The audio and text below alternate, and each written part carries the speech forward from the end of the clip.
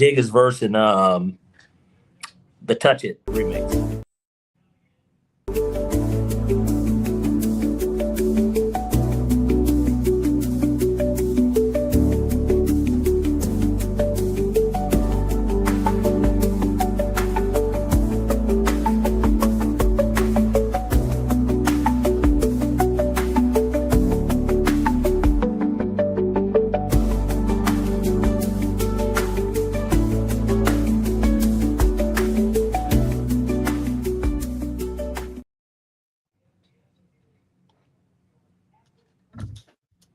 Hey there, Parlay P. How we doing? We are rolling. How are we doing today, AC? Oh man, not too bad. I know that was probably weird for you to hear because I don't ever call you AC. But you know, you said you're rolling on a bean.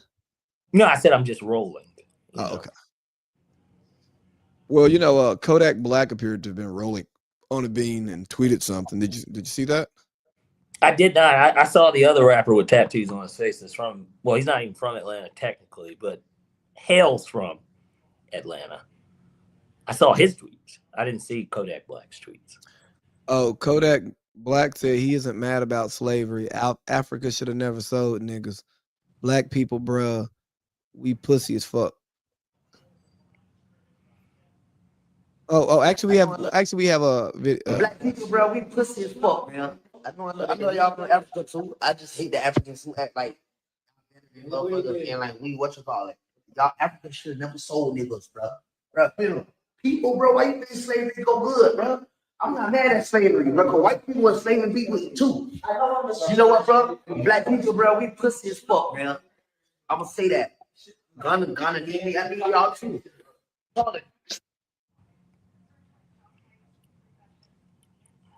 You know, Malcolm X, he once spoke on this stuff. He said, we don't listen to, only in the black community, people take what the athletes, entertainers say as this gospel of some sort. Like, him saying this to me is no different than some random person on Twitter tweeting it, I guess is what I'm basically getting at. So you don't but think... because it's him, obviously people are going to look at it a little bit differently. And same thing, you know, I'm a big Kanye guy, but like same thing when Kanye said slavery was a choice with in regards to it. But I understood a little bit better where he was trying to come from with it. What he just said didn't make any sense. Well, you know, he has a drug history, and I don't think that Broward County public school system was good to him. Probably wasn't there. I mean, that's just the truth too. Like, that's okay. Like, it's okay. Hey, he can rap. Sure. Nah, bro. He's got some decent music. I'm not. You don't listen to Yak. No, not like that. No, I don't. I don't either. But I will listen to Yak, and Yak he can go. Yeah, he's okay. This guy told me yesterday that like anybody can rap on Adderall. Is it because everybody will just keep going and flowing and then not stop and like it doesn't really matter? I didn't really like what you're saying, because it's like you got the confidence. Because isn't that really half the battle? Most people will be too afraid to get up there and say something and then might forget what they're saying. And it's like more of like a demeanor and like confidence type thing more than anything. Oh, absolutely. I mean, that would be my guess. I mean, what that means by saying anyone can do it on Adderall. That's why I'm not a rapper, because I was just always afraid to kick a freestyle. You didn't want it to be whack. Exactly. Well, I should have said 100. Well, it's funny. And again, hate to bring Kanye up again. I know that I've been doing a good job of no Kanye, no Matt Ryan, no Kobe. But in that case, you know, I know you heard last call on College Dropout. That's kind of like the story behind it. Like he's like Dame came in. He's like, yo, he's like, the whack's not even rap. He's like, the rap's not even whack. He's like, it's kind of tight. Like on that record. That's funny. But that's a confident nigga too that's doing it. I don't think Kanye was a confident rapper early. I don't think he was a confident human Did you being. watch Genius? Yeah, I watched it. That nigga was pretty. It seemed like he was confident. Yeah. He wanted everybody to respect the fact that he could do it, and like nobody, they didn't want. Certainly, Jay-Z didn't want him for that. Which, well, Jay-Z doesn't want anybody that can rap well around him. Excuse me, who can compete with him as an artist. I don't want to shit on Beanie and Freeway and those rappers who, I mean, come on, man. He set himself up with Renegade. I mean, I'm not it was saying Eminem's beat. It was Eminem's beat anyways. Like he well, made I'm not talking about like on a feature and stuff. I'm just talking about like on the label. Right.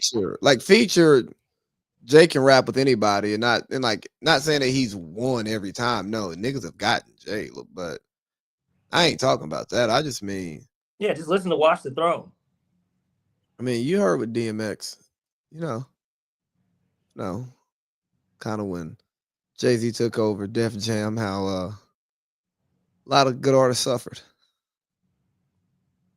Who? Well, I know he's talking about himself, but like, who else? I don't know who else suffered. Because he did it when he retired, right? So that was like 03, 02-ish. It's like 03, because Change Clothes came out in 04. And he was the president when the Black Album dropped, right? Like, yeah, so, but, Jay-Z, the artist, takes priority over other artists. You know what I mean? Like budgets and beats and features and you know what I mean? So you're saying that he stacks more paper than you and fucks more hoes than you? Sure. I'm in my Boondocks bag. No. Yeah, I see you. Somebody put that up with in regards to Wemby Chet with Wemby, and they said that was Chet being asked about Wemby. He's like, so you're saying he's better than you? He's like, yes. And then he's like, so you're saying that he fucks more bitches and stacks more paper than you? And he's like, absolutely. Like, I mean, but they're different players in different situations. But but there's obviously this weird rivalry that isn't truly a rivalry. That's yes, kind of sparked because they're back-to-back drafts. They're the same kind of build of player. Yeah, but it started on the Olympic circuit. Yeah, I'm sure. Because of course that's who they would have guarding each other. Yeah. It fit like a glove, like OJ's.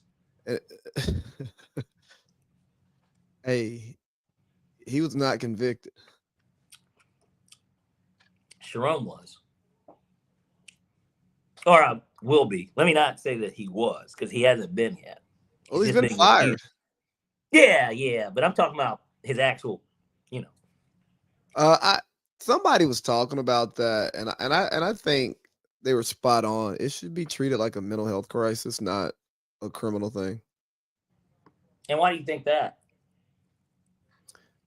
I mean, a guy gets fired and loses its $5 million a year salary or whatever it was, and you run the risk of losing your family and this girl who you were messing with and probably are emotionally connected to, and also gave doubled her salary, spilt the beans on you. I could see you not being in the best state of mind. And while yes, the actions are wrong, I don't think there's a criminal punishment that actually gets to the root of his problem. I think it would be like anger management, some counseling, some like stress management stuff, maybe some community service. Are we doing this right now, by the way? I mean, we can. I know Falcons first normally, but we actually won, so it's kind of like but then let's just go ahead and hop into this just to kick this thing off, because to me that was the most explosive and biggest story that's happened over the past week anyways. We talked about it last week. It didn't happen last Wednesday, did it? Yeah, we talked about it. We talked about it, but we didn't have like all of the other details that we have. I think it happened on Wednesday. Right, maybe what it was is he had gotten fired, but like we didn't know. everything. I think it was speculative of what had happened. Yes. We just knew it was a staffer, and it's like, okay, so he's fucking somebody that he shouldn't be fucking. Yes. Right. Hey, so why do you think though she dumped him? Did she dump him, or I thought that he dumped her because he fired her. Oh. A lot of it sounded to me like the staff is what dictated it, because everybody knew that there's this elephant in the room. If he's already being investigated about it, they're like, bro, you got to move her out of here, or like you got to get rid of her. And maybe there was nowhere else for her to go, and it was like, basically, I got to fire you. And then she's like, hey, AD, I've got all this proof. Look, these are the explicit text messages of him talking about what he wants to do to me and what I want to do to him. I mean, they could have even recorded or something. Like, you never know, right? Like, I mean, I highly doubt that that's something she showed, but I mean, but yeah. But you know how niggas are. You're one. How do you feel about the chick that you're messing with that you're not supposed to, who you got the pay raise for, and then everybody around y'all's like, hey man, this shit's getting out of control, you gotta let her go. So you let her go, and then she turns fed on you. Like, shouldn't she understand the situation? I don't know. We need to ask Eric Adams. He's somebody that paid some ass that he shouldn't have been paying. No, Eric Adams. Yeah, he did. That chick, she wrote like a whole book on the shit. You believe that book? I do. I 100% believe it. You don't think that Eric Adams is? We know he's capable. You don't believe that that's something he would have done? He walks around like he would have. No, I think Eric Adams. Stephen A. walks around. They're like the same people. I mean, I think Eric Adams does square business. I trust Eric Adams. I think he's a round peg going into a square hole, or a square peg going into a round hole, rather. You know what? I put Eric Adams in the same box, with Steve and Gene Deal. Oh, just liars. guys that lie about everything that they do. Whatever sounds the best. That's what I take it as what you're saying here. Whatever just sounds the best. Wildly entertaining New Yorkers who I enjoy hearing tell stories that I don't care if they're true or not. Well, and you can't with certainty say that you know if they're true, but you know right. A lie when you hear a lie too. You know what? I just like Soulja Boy's a liar. That's another nigga that's like a liar. A great entertaining liar though. Yeah, but that's what I'm saying. These guys are they're as entertaining as Eddie Guerrero's lies, cheats, and steals. Like, you know what I mean? Like, it's that type of entertainment. It's like, oh look, Eddie undid his shoe, so when the ankle lock gets on, his shit comes off. Or he hit the ground with the steer chair and then threw it to Kurt Angle, and then he fell on the ground and the ref thought he hit him, so he retained his title by fucking disqualification.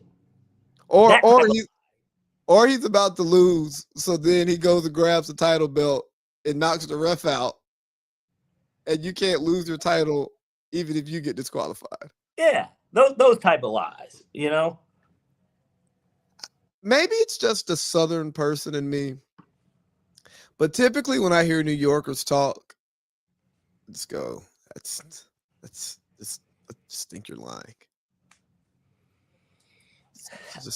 And as you know, I've been around a lot of that. And so, like, you'll hear stories, whether it be from, I don't have a reason to lie about it, whether it be from, people you have a child with.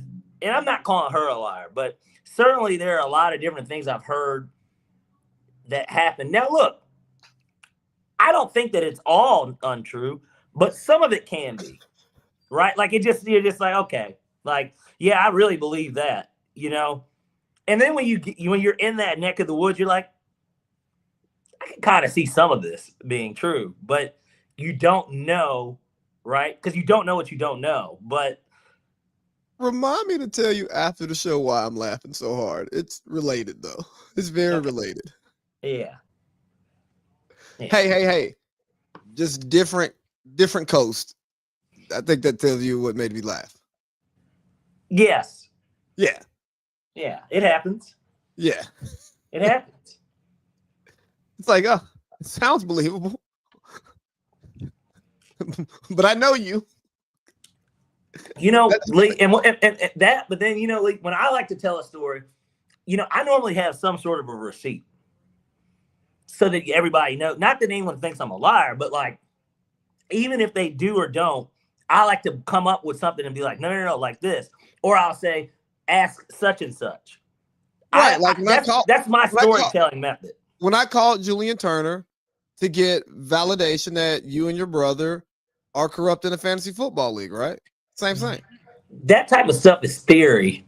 It's theory amongst men that don't understand why all these championships are going one side. It seems like, even though it's two sides, you guys look at it as one side. Because there's a common name in there, and so it's just like, well, why can't we just be great? Like, what the fuck? What? Nobody says anything about Eli and Peyton Manning winning. They both won 2 Super Bowls. Nobody's like, oh man, he told Peyton, or Peyton told Eli to tell the defense about Tom Brady. No, that's not the way it works. He's on his own team. I've got my own team. Our success is totally unrelated, even if we grew up together and we're together in our draft rooms. Like, you don't have anything to do with anything. You don't think those guys talk about defenses and different looks, and if Pate played against a team earlier in the year and Eli has them on the schedule, you don't think they're sharing notes? No, they absolutely phone each other. Okay. That's I would imagine friends do it, though. I don't think that that's just a brother thing. I mean, people just do that in general. And you can't, and see, now the big difference between those two is that in fantasy football, there's nothing that we can do to dictate that. There's been no trade that's happened that would make anyone, first of all, congratulations. Because, I mean, I'm not even in it. He's not in it either. So, hey, Rudy Giuliani's famous for a reason. He took down the mafia. You know that, and then he's in a lot of Adam Sandler movies. And then, you know, he was part of Trump Team Part 1. What was his role again? He wasn't Secretary of State, was he? I know he at one point. What was his cabinet position? It was something. I miss Rudy Giuliani being in the national spotlight. Why? They got rid of him. Let's see. He was the Associate Attorney General of the United States. Really? Let's see. You know, that's one rich bastard. When I think of Rudy Giuliani, I think of Joe Pesci in Home Alone. They seem like the same type of character. Does that make any sense? And not just because they're both short and have like kind of that same haircut, but like they just seem like they're the same type of character. Because if you remember, since it is Christmas season, we might as well talk about that. I know we got one more show before Christmas, but obviously, I believe Home Alone 2 is the greatest Christmas movie. It's just my opinion. Don't care what anyone else has to say. Hey, we talked about that on the Village Vets yesterday. That was Adrian's #1 Christmas movie. Yeah, Home Alone 2 for sure. Like 2's great. 2's like. Well, I know why you like 2. Your guy's on it. No, it has nothing to do with it. You know what's funny? When you're younger, you didn't even know who that was, right? Like when the first time, I'm talking about when I was a kid, I didn't know who Donald Trump was. No, that was for our parents. That, and then the fun fact of it is that, you know, he only agreed to be in the movie. No, he only agreed for them to use the hotel if he was in the movie, because Donald Trump used to own what's it called? Because it's not Trump Tower. I've stayed there before. It's literally the Plaza Hotel. He used to own it. And he said that they could use it as long as he's in it. And they still, to this day, by the way, because I've stayed there 2 or 3 times. Great hotel. But like it's not even the best hotel I stayed in, but it's the most expensive, no doubt. To this day, you can still do the Macaulay Culkin shit, basically. You can stay in a certain room. They automatically give you a limousine ride, pizza, and like hot fudge sundae or something. Did you do it? No, fuck no. I don't have that kind of money. I didn't have that kind of money anyway. It's like at the time, I don't mind sharing this. I paid per night. The most expensive one of the 3 times I stayed there, I paid like, and this is with the fees and everything. I paid like $1,100 a night. Now I only stayed there 2 nights, but there was a time where I paid $1,100 a night. No kidding. You know, there's a point where I paid $1,100 a month for rent. You know, actually, I was paying $1,200. Look at this. I was paying $1,200 a month for mortgage in Albany. Really? Yeah. Oh yeah, 6'7". Yeah. He said say 6'7". We appreciate the viewership, Bailey. But yeah, hey guys, give us more comments and we'll do whatever you tell us to. Well, I don't know about that. This isn't an OnlyFans. I didn't mean like that, you freak. What's it called? Chat roulette? What's that shit? Those pop-ups when you go to porn that pop up? I don't know, man. It's like these nasty whores that are like doing whatever you tell them to do. We're not doing all that. But why masturbate alone? Yeah, that type of shit. Yeah. Well, because I've already clicked this video, I've lubed up and I'm rocked up. Yeah. I'm not waiting. Yeah. Get on Omegle if you want to just be not jacking off alone. But hold on, who wants to jerk off with company? I don't know, but I'm saying just in general, we'll just get on Omegle. What's Meagle? You know Omegle. OMGELE. No, I have Omegle. No idea. This is how I know. Really? You don't know what Omegle is? Bro, this is my first time ever hearing it. No bullshit. Okay, so Omegle is like we used to do it in high school. Omegle is a website where if you get on, you can get on right now. You will automatically be paired with somebody random from all around the world. Okay. And you can have a conversation with them. Most of the time, it's a bunch of dudes just jerking off, waiting to see like a chick. Like seriously, if you get on right now, there's out of the first 5 slides that you go through, it's like what's the shit used to be called? Oh, like the chat rooms back in the day? Or yeah, that is what it is. It's a chat room, but it's like Skype, right? But random. Okay. Now you can definitely, back in the day, you could definitely choke the chicken on Skype. Well, but that wasn't random though. You had to be like friends with people for that. But on there, it's totally random. Like you can run into any type of that. I mean, it's like anything, you know. Yeah, like, I'm never doing that. I mean, you shouldn't. I mean, I couldn't imagine just opening up my phone and I'm looking at William over here jerking it, waiting for Becky. Yeah. You're like, that's gross. We were talking about Sharon Moore, speaking of somebody jerking it for Becky. He was doing a little bit more than jerking it for Becky. He was jerking off his career for Becky. Yeah. He was truly trying to choke the chicken out of her, you know, like that type of stuff. It's raw dogging it. Yeah. Like your boy, you know, hard on the Rah Rah guy. What do you think of Rah? Maybe we should just get into the Falcons. I know we're kind of bouncing all over the place here, but you know, I just think we should, you know, hold on. New Kung Fu Kitty. There's a reason behind that one. I'll tell you later. But I just think we should just kind of let this puppy flow because I think we should just raw dog this episode, kind of like Raheem just raw dogs it every fucking week. Like he's raw dogged his career with the Falcons, you know. You got to edit that title too. You missed an A in the second Rah. I did. Yeah, I'm looking at it right now. You have another Rah RH guy. Come on, Lee. We're trying to run a program here. Man, look, I'm not sitting close, and I can't see because like I don't have on my actual. Well, take your glasses off then, ass white. No, I mean like my prescription glasses. Fuck. Yeah, well, I hear you. Hold on, what am I missing? An A in the second Rah. Okay, I'm just gonna get up and do this so I can see. You're screwing this thing up, you know. You talk or something, you know. This is a show. Hey, well, just saying. Just saying. But well, since we are kind of just gonna flow with this, we were on Home Alone 2 being the best movie. I forgot why I brought up.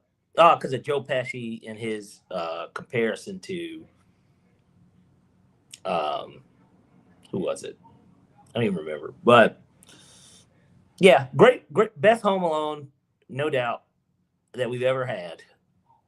Best Christmas movie, rather, not just best Home Alone. Like, you can't even hear a word I'm saying. I just was sitting here talking and I forgot that you didn't have your headphones in. Oh man, what you say? Well, I was saying, well, since we are just basically kind of raw dogging it, that I was like, I guess we were talking about Home Alone and how I said it was the best, and you said on Village Vets it was Adrian's favorite as well, right?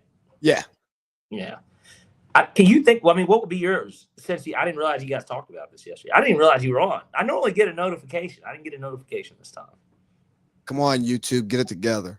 Yeah. What did we talk about yesterday? I mean, what were mine? I think I had Home Alone. No, I'm saying, what was your Christmas movie? Yeah. I had Home Alone 1, Home Alone 2, Friday After Next, and I guess that is a Christmas movie too. But like, and then I had Jingle All the Way. I think those are like in my top 4. Oh no, I had one of those like The Year Without a Christmas. You know, I'm Mr. Icicle, I'm Mr. Snow, boom, boom, boom, boom. I'm Mr. Cold Miser, I'm Mr. Ten Below. Oh, yeah, I love that movie. Sorry. You don't like the one I was thinking more so. You don't like Frosty the Snowman, or like Frosty the Grinch, obviously, like with Jim Carrey. I know a lot of people love that movie. The Grinch is cool. I like I like Eight Crazy Nights by Adam Sandler, the animated one. Yeah, I like a Flintstones Christmas Carol. Okay. I like Yogi's Christmas. Okay. I like a lot of kids' Christmas movies, honestly. I'm really into the Little Drummer Boy. I was never a big fan of that one. What's the one with Scrooge? Christmas Carol. Okay. You know, I'm sure, did y'all get to see that at the Fox, like for like field trip? Yeah, like a field trip. We probably went and saw it at the Grand Theater in downtown Cartersville. I mean, that's fine too. I think I might start going to shows there sometimes. It's a cool hobby to pick up. Be kind of like when we went and saw Shannon and Ocho. Yeah, I think it'll help me like grow my Cartersville network, you know. That, and then it's just like, if somebody like is like, well, what are you up to? It's like, man, I'm headed to the theater tonight. You know, as opposed to, I'm about to go get some beer and wings or something, you know? It's like, no, I'm headed to the theater. What you going to see? You going to the movies? No, the theater. Yeah. I want to watch a show live. You know, not only fans, but like sex. Well, then you ask them, you know, are you one of those I like art type girls? Yeah, I don't know where you find those women at in Cartersville. The Ville. You know what? I know there are some women who are into those things around here. I just wonder where they're at and if I'd be like comfortable being seen in public with them. The hoes were laughing. I ain't. Excuse me? You didn't know? You don't get the reference? I was doing Dr. Phil. I don't remember that one. He said it to what's her face before she said Catch Me Outside. Yeah, that's what he literally had. He's like the hoes were laughing. You know, she recently posted something letting y'all know she's still thick. She's still thick, or she paid to get thick? Well, I think she paid to get thick a long time ago, and she was just reminding y'all that she paid to get thick a long time ago. To me, it looked like she was saying, I paid to get even more thick. That's what it looked like. Oh, you saw it too? Yeah, I saw the photo. You know Twitter, man. You know how that stuff works. Oh, I figured you subscribed to her page. No. It was on Twitter. You help make her rich. Black Twitter, you know. I get Black Twitter notifications. It's basically nothing but that, sports, food. Porn. No porn. Every now and then I'll see a fat ass or two, that'll cross by, and so like I'm, Yeah, bro. My algorithm is getting like whacked out right now. On Twitter or IG or both? IG. I think it's because of some of that close friends material I've been posting. It's like really whacking out the algorithm. So basically, it's just a bunch of hey. Close friends for a reason, buddy. Oh, well, I'll be quiet. But hey, funny thing about that, Zoe responded to one of them. It was like, so this is just a thing now. I'm like, you ignore these posts. You're supposed to just see the political stuff that I'm not going to share with the rest of the world, even though Meta has it and can share it with the world whenever they want to. Well, you could just be like, what thing? Yeah, I think she's like the only. Well, she's like, what are you talking about? I think she's like the only +1 that actually is on the close friends. Well, that would make sense. Do you follow Carly? Yeah. Okay. But I mean, you haven't really. No, I haven't had that many interactions. No, and still, like that's. I thought about creating close friends. I've never had one, and that way I could post a little bit more regularly. Not that I'm just this mysterious nigga that's never on IG, but like I don't post anything, so it's like. But I could like do more daily-ish stuff if I created one. Well, yeah, because I like to get my honest takes off in the close friends, and I don't know if you remember this back when I used to do the show by myself. I literally would like build my show off of the most interactive story posts throughout the week. Really? Yeah. I mean, what do people care about? Yeah. Or what like chum can I throw in the water and see if it like gets a response? Because that's really what I'm doing. I'm just throwing chum in the water. What type of bait are we talking about here, Lee? Sounds like you're talking about a bunch of bait. Like you're saying, all right, man, I'm gonna throw this bait out there. Well, yeah. I mean, it just depends. Let's be honest. What's the real reason you have an Instagram?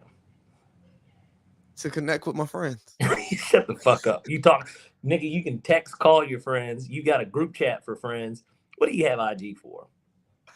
To stay connected to my friends, because I communicate with most of the people that I communicate with. We communicate most often on IG. That doesn't have anything to do with what you have it for. If there were no hoes on IG, you wouldn't have an Instagram. And it's true. It's okay. I can admit it. I wouldn't have an Instagram if there weren't hoes. I mean, no. Why would I do that? Yeah. And that's a funny thing. Like a girl was trying to tell me that more men would go to WNBA more women would go to WNBA games if the men went, because women go where the men go. And I'm like, nah, babe. That's a fucking lie. No. Because trust and believe, if a nigga could chill in the house, if a nigga could chill at his house, at his nigga's house, pretty much every day, and the hoes were around at either one of them places, wouldn't go anywhere else. There's no straight women at WNBA games. It's gay women and moms, probably gay men as well, and straight men. That's who goes to the games. The LGBTQ plus community and men that do just honestly, like like a Wayne, like these are the type of people that will go to a WNBA game. I've been to a WNBA game. I'm sure you have too. Like I actually haven't, but I plan to. Really? Go. Yeah. Never. You never went to one dream game, like even when we were in school? No. They didn't give out free tickets on campus. Yeah, they did, because we got some. We went to game 5 of the WNBA finals when it was only a 5-game series. We went to game fucking 5 and we got free tickets, and I promise you we sat in like row G.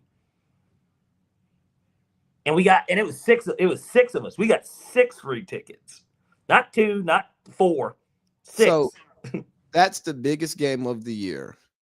Literally. It gets no bigger than that. They gave y'all 6 high-end tickets to go to the game. I promise you. Yeah. And look, again, like I said, when I tell a story, call Julian, call. No. I know the story. I know the story. But I'm just saying, they gave y'all those premium tickets to go to the game. And you're wondering why I haven't spent my hard-earned money to go to a regular season game? Well, the league's a little different today. I mean, we got to see Skylar Diggins. Little Wayne was there. Obviously, I think he was kind of a big fan of hers too, because I'm pretty sure he was like wearing a jersey. Yeah. I want to say that they played. Man, it wasn't Maya Moore. Maybe Maya Moore was. I don't remember if it was Minnesota. I forgot who played. I know that Skylar Diggins was there. That's all I remember. But because obviously everybody was, very much so infatuated with her. But she also would be down here. I'm sure. No, because one of her teammates, who's one of her teammates at Notre Dame is from the East Side. I'm about to type this in because I want to see it. Hold on. I want to remember who was playing. Keep going. And I was going to tell this weird story about how my nigga Adrian and Boink have a mutual friend. Okay, it was Maya Moore. That's what I figured. Yeah, Maya Moore came home. Yeah, it was. I want to. Was it? Because they played them twice, is what it is. They played them twice in 2011, 13. I think it was 13. It was 13. So, because what it was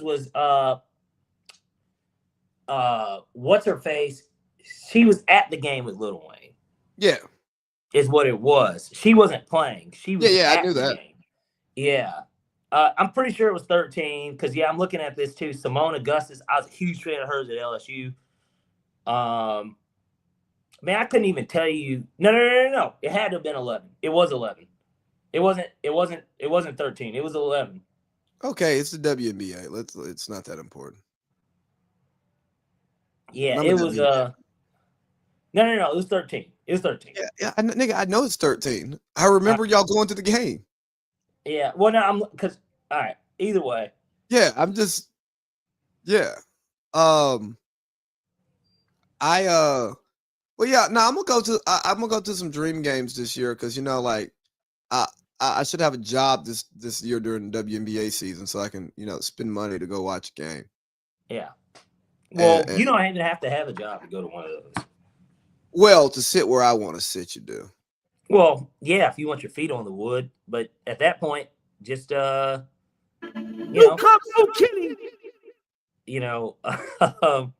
You get. Hey, speaking of my close friends, feet on the wood. Well, I'm assuming that wasn't what Zoe was talking about. God, no. We're talking about the other stuff. Yeah, no. The stuff that starts with an M. Who? Pig. Stallion? No, pig. That stuff. That some people could take as you being an M. M. A misogynist? Yeah.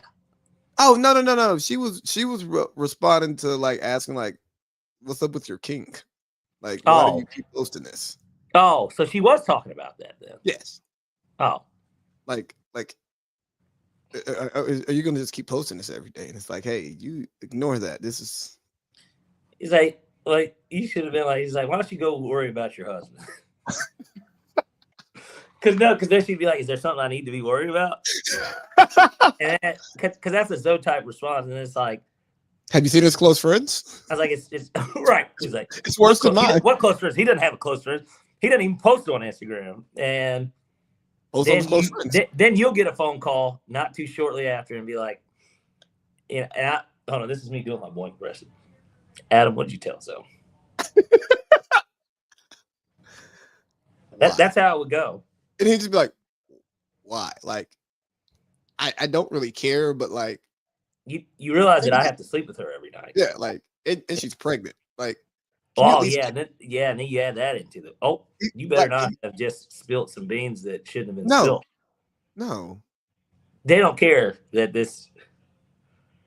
She hasn't made no official announcement, so that's why I was saying it. Oh, see, this is what Todd was talking about. Just putting shit out there, man. Now either that or you got to halt production on these clips. And you got to go through them. You got to actually, once they're created, you pick and choose what gets posted. You know. Oh, I have to stand on my word, huh? Hey, that's what it sounds like to me. I mean,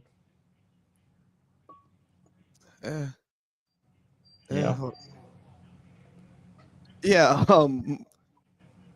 She might be trying to do a big reveal. Huh? Said she might be trying to do a big reveal. You got to remember when we were. Maybe I should just stop talking about it, but it's not like people when the last time they saw her publicly, you could tell. But it was I kind of could because I asked her a question when she was here, and I was like, I said, you like Spindrift? She wanted water. She wanted literally, and then that's when she was getting to do it. I knew that she knew that I was on to her because I was just like, what's the guy from Dexter, the black guy that they use as a meme? Now that's basically kind of how I looked at her. I said, so you want Spindrift? And then when she said, I was like, yeah, I'm a huge fan of Spindrift. She's like, nah, I don't really like it. I was like, well, then why do you want it? And I was like, okay. So when they were here for Labor Day, and like that's all she was drinking, and when it later told me, like, she was like, Adam, I wasn't drinking. Wasn't that a dead giveaway? I was like, not really, because it's like maybe you just. But I know that she does drink, so I don't pay attention to what my friends' wives drink because I don't care what they do. It's none of your business. But like, yeah, like I'm not. I saw them that weekend too. Because no, you didn't. Yeah, I did. We went. I know. Yeah, we went to Pizza Cafe, and like, I did like. I guess I just didn't think twice about it because what it is I kept asking her. I was like, you don't, because Boink got a beer, and then I'm like, well, you don't want to drink? See, this is gonna definitely get clipped up too, by the way, because they're gonna be like friends talking about beer, or like, this is gonna get clipped. You gotta catch it. You better catch it. I will review when I schedule. Well, now Instagram and TikTok has blocked the bulk scheduling. It violates their community guidelines. I mean, that's fine. As long as it queues them up, you can, I hate to say you can go through all of them. Yeah, I'm going to have to. Kind of can, yeah, and then just pick and choose like, yeah. Well, I'm off the next 3 days, so I'll get everything like manually scheduled. Yeah. Oh, yeah, I can do that for the other show too, because we did record yesterday. Dude, I don't care about. I thought you guys were almost done. Again, I haven't been getting the notifications, so that's why I was like, you recorded? I didn't know you recorded yesterday. Man, just different scheduling conflicts, things popping up, and it's tough sometimes. We need to get the culturally inappropriate with AC Lee going. We're gonna get there soon. So that I know we had spoke about it, not to be like a spoiler, but I can do the first person you interview. And yeah, but like I can't wait, especially once this is over. I've got a story to tell. Okay, but yeah, I gotta what am I gonna do? I want to have like a set. Like I think I want that show to look more like Steve's show. So you wouldn't shoot it in there then, obviously. No. You would go into an office type room. See, your office in Albany fits probably more of what.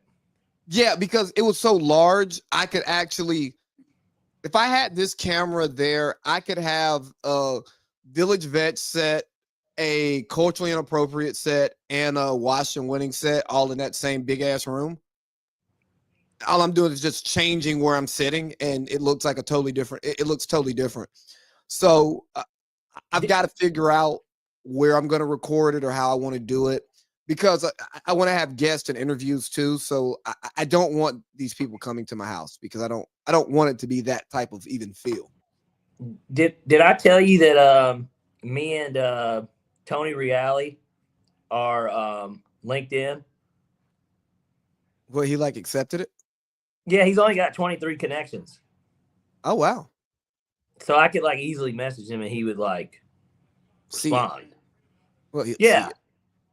Yeah, he accepted the connection though. So we're first connections. But because what I did was when I told you that when they did the thing, I was like, he was doing it with like, freelance / non. I was like, oh, I need to figure it out. I haven't messaged him. I can low key message him right now while we're on air. But like, hey Tony, on air, I was thinking about you, man. Hey, I want to come on this new show, dude. I want to come on this new show. I'm a big fan of yours. Obviously, I was like, I grew up on you, which I'm sure you hear that a lot. That you hear that from a lot of different people. But we come from such a sports hungry city. Because Atlanta, to me, I know that he started having people on there. The dude that kind of is at the paper, like Harry Lyles. I know that his shit would be Atlanta, but like for the longest, it felt like Atlanta was never represented on that show. And even with him, he's not who I think of when I think of the AJC. I think of Terrence Moore, obviously. Like he's like Terrence Moore was on there before, wasn't he? But spotty. And I'm talking like if you look it up, he might have been on there 3 times. Like, you know what I'm saying? Like he wasn't, but he's the Atlanta sports writer. Him, and then there's now what's his face who's been covering the Falcons for a minute. The black guy, what's his damn name? I'm just drawing here. I don't read a lot of Falcons media. He's on 92.9 a lot, like him, but like outside of that, there's not because but the thing is. And that's why and it's not over because we're still young enough to continue to do it. I'm surprised you didn't do journalism instead of business. Now it makes sense to do business, obviously, but like you talking about got your master's in journalism or like I didn't because the family. Yeah, I mean, because that grind. Well, everything's a business too. So like an MBA kind of can fit almost in any. Yeah. But the thing was with the journalism. I wasn't going to do that online because, bro, you got to go meet your professors, meet your classmates and all of that stuff. Yeah. And whatever that first job looked like, it probably wasn't going to look great. But you could have did it. You could have low-key did it and like did it in Albany. Oh, bro, I wouldn't have made shit. I know, but you would have covered like Albany State and I don't know what else is there. You could have did the high schools, but yeah, like Deerfield, Windsor, and shit. Bro, what I'm gonna make? 13,000? I mean, is it a full-time job in reality? Yes. And I looked at some of those jobs. They paying you $250 a week. No, they paid around about damn near. They paid around about 40, 45 a year, like some of those entry level jobs into a media. Well, broadcast was 40, 45. I didn't want to cover Albany, but you know what? I probably should have because I could have found me a football player out of Lee County who would have got me out of here. Yeah. You could have become a modern day Rich Paul, huh? Let's get on that bastard too. No, I would have been a modern day Wendy. I just wouldn't have been a fat fuck. Yeah, but you could have been Rich Paul as well. Oh, the guy who talks too much? Yeah. Smooth talker. You fuck Adele. Like, I mean, shit like that. Yeah. I mean, the guy we probably can throw in the box with those New Yorkers. Yeah, because I'm guessing, is he from Ohio too? I know that they said that he met here. That they met at Hartsfield. Because apparently, or maybe they didn't meet at Hartsfield, but because the jersey is what sparked it, he said that he was getting his jerseys from here. Nigga was going to Lenox and fucking South DeKalb Mall. South DeKalb Mall used to have the most elite selection of jerseys, like literally. And I told you we would go there and not Circuit City. You know what I'm talking about. Value City used to have a quiet man when we were over there going practice at the sporting club. My mom, I'm telling you, half the time we're playing basketball with Jordan and Colin. The other half, if my mom's like she's going to Value City, man, we picking out polos, we picking out fucking jerseys, the whole nine. But let's get back to Rich Paul. Yeah. Yeah, Rich Paul. Rich Paul's a hustler from Cleveland who got linked up with the right person and got out of here. You know, he's not much different like at his beginnings than Ace Bailey's old agent. Same type of guy. I think their mentality's the same. I don't know if they're the same. I'm just saying thinks he's Jay-Z. No, but maybe Rich Paul thinks he's kind of like Jay-Z too. I'm saying like their roots, like their origin story. Okay. You know, the hustler who, you know. Brother, but you know, this is what I will do. I won't knock that hustle No, anymore. not at all. Not because we see it working out for certain people. It worked out for him pretty early because he ran into LeBron James. But there's a guy I know, his kid you not, his name's Barry White. Barry is the manager and was the manager of both YSL Woody and who's the nigga he had beef with? Charleston White? Yes, he used to manage both of them niggas. Dead. Now, how do I know Barry? Barry rented from my dad like a very long time. So like I have Barry's not like I know Barry, but like I know him because he had this clothing line like that he was trying to push on us called Black Lips. And obviously, you never forget a nigga's name when his name's Barry White because you're like, nigga, your name's Barry White. Like, you know what I mean? It's like when you meet a Michael Jordan, right? Like, nigga, or a Michael Jackson or something. Nigga, why don't you get us a Charleston interview for the low? I'm curious. I don't know what that would cost in real. I don't know. I mean, he might be willing to do the favor, low key. Seriously. I used to property manage, and so that nigga, no, I'm not to throw his business out there. I'm glad he's doing well now. But I mean, he'd be late with his renter, like, you know what I'm saying? Like, man, I would almost have to file evictions on a nigga. No, but that's a part of his story. So I'm sure like he wouldn't necessarily mind me saying it. It's the truth. Like, and that's okay. He's not there. He's not in that space anymore. Yeah. That's the point. That's why you can look back and laugh at it now, which is why I want to be your first interview, because I'm gonna honestly give you the most personal interview ever. I'm looking forward to it. Yeah. You know, but we're not going to send a car for you. Nah, well, we don't need that. I think that we do need to do it at either that studio I sent you where we could start renting, which hopefully once by the time you do get down here, we either do move to that, but things could change so drastically within that spot where we just have a place to record. I mean, we could do it here, but like and depending on where I live, like there may be a more intentional focus on a room that's dedicated to being a studio, like at the beginning, with different furniture and not making everything fit into that room. But okay, this is going to be the studio room. This is what the studio is going to look like, and build it out that way. I want the legit cameras and shit. Like, you know what I mean? Like, not just a tripod, but like something that catches focuses in on you, but then gets the wide shot, portrait or whatever. Yeah, I want to. Like I wanted to look like a Hurt Bay interview. You know what I mean? Yeah, like how they did that with them. Yeah, like the in-person stuff. Like once we actually start doing things in person, I want to have. You have your camera, I have my camera. We have our wide shot camera grabbing everything. Yeah. And it looks like a fucking production, you know? Yeah. Not in due time. Yeah. In due time, though. What were we talking about? A lot. We didn't even really get on the Falcons, so let's just start there. Who cares about them? Well, we know it's worth talking about. Okay. Go ahead. We did win. Yeah, and just go ahead and play the music. Because we did win.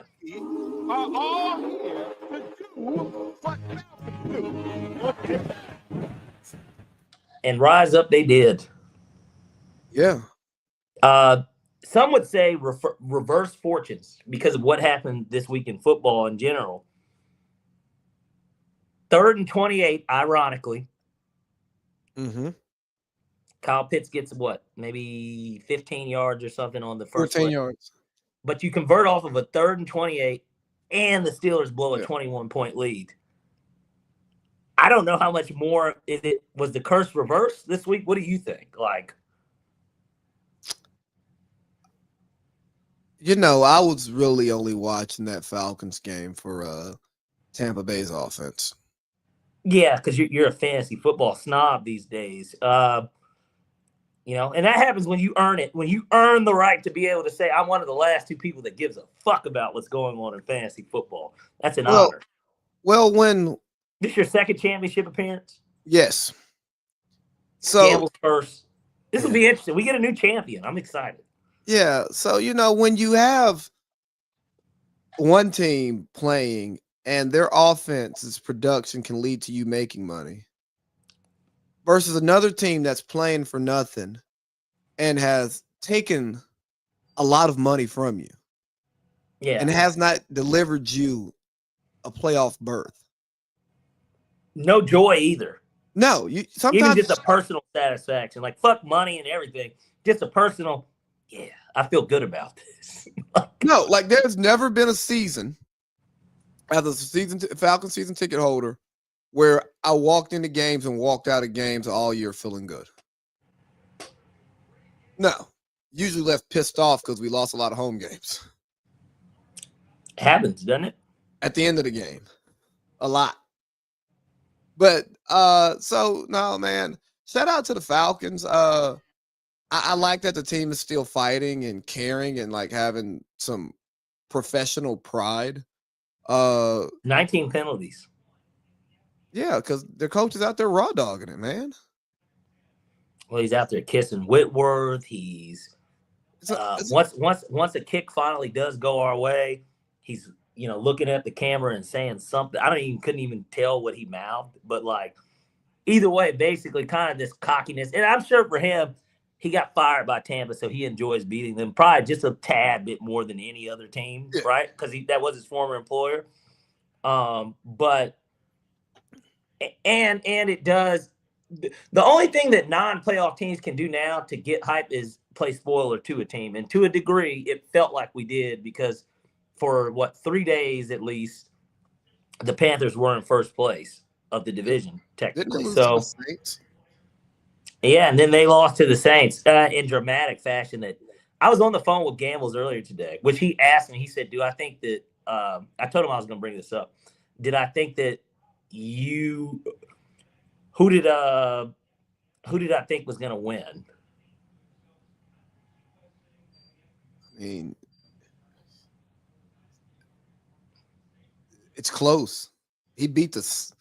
Like it's close. Like I looked at it today and like I think I'm gonna get like 3 more points than him this week, like based off projections. Well, I think that Quinn Ewers being named the quarterback hurts you a little, in my opinion. Because although they're going to want to run the ball, everybody's going to know that they're going to want to run the ball. Yeah. And then we just don't know how. Yeah, I think tight ends and running backs are beneficiaries of rookie quarterbacks because they can either check down or hot route, kind of they're like tight ends. So there's that. But I also think that now there's not really much of a threat, like the running aspect of it. Like you're going to almost rely on him like a receiver. And obviously he's a big part of why you're where you are in reality. And so, remember though, he's got the way that's going. I was like, ooh. He's got Rashee Rice and Kelsey. Yeah, I know. He brought that up, but he's also got Drake London coming back this week. And so it's like, well, what does that mean? I think it means a lot. Kirk Cousins is going to throw on the ball. That's what that means. I mean, he might, but he might keep throwing it to Kyle Pitts.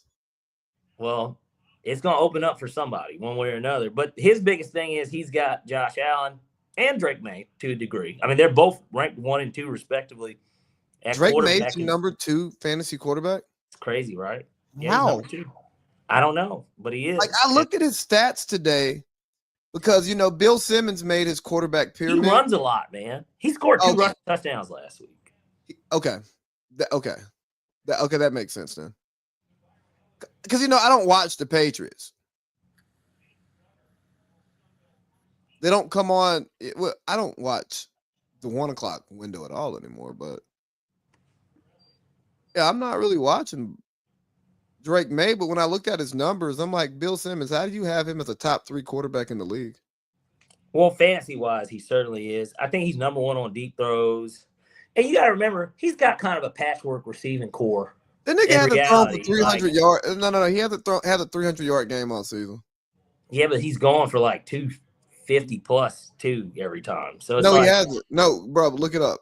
Look it up. Well, regardless, the point is he scores. He's scoring. But he's not a top 3. All I'm saying is he's not a top 3 quarterback in the league. I'm not even talking about fantasy. Oh, no, I'm talking about fantasy. That's what I'm talking about. No. I'm talking about Bill Simmons having him as a top 3 quarterback. I'm not arguing about fantasy points. Like that's real data. That's not opinion.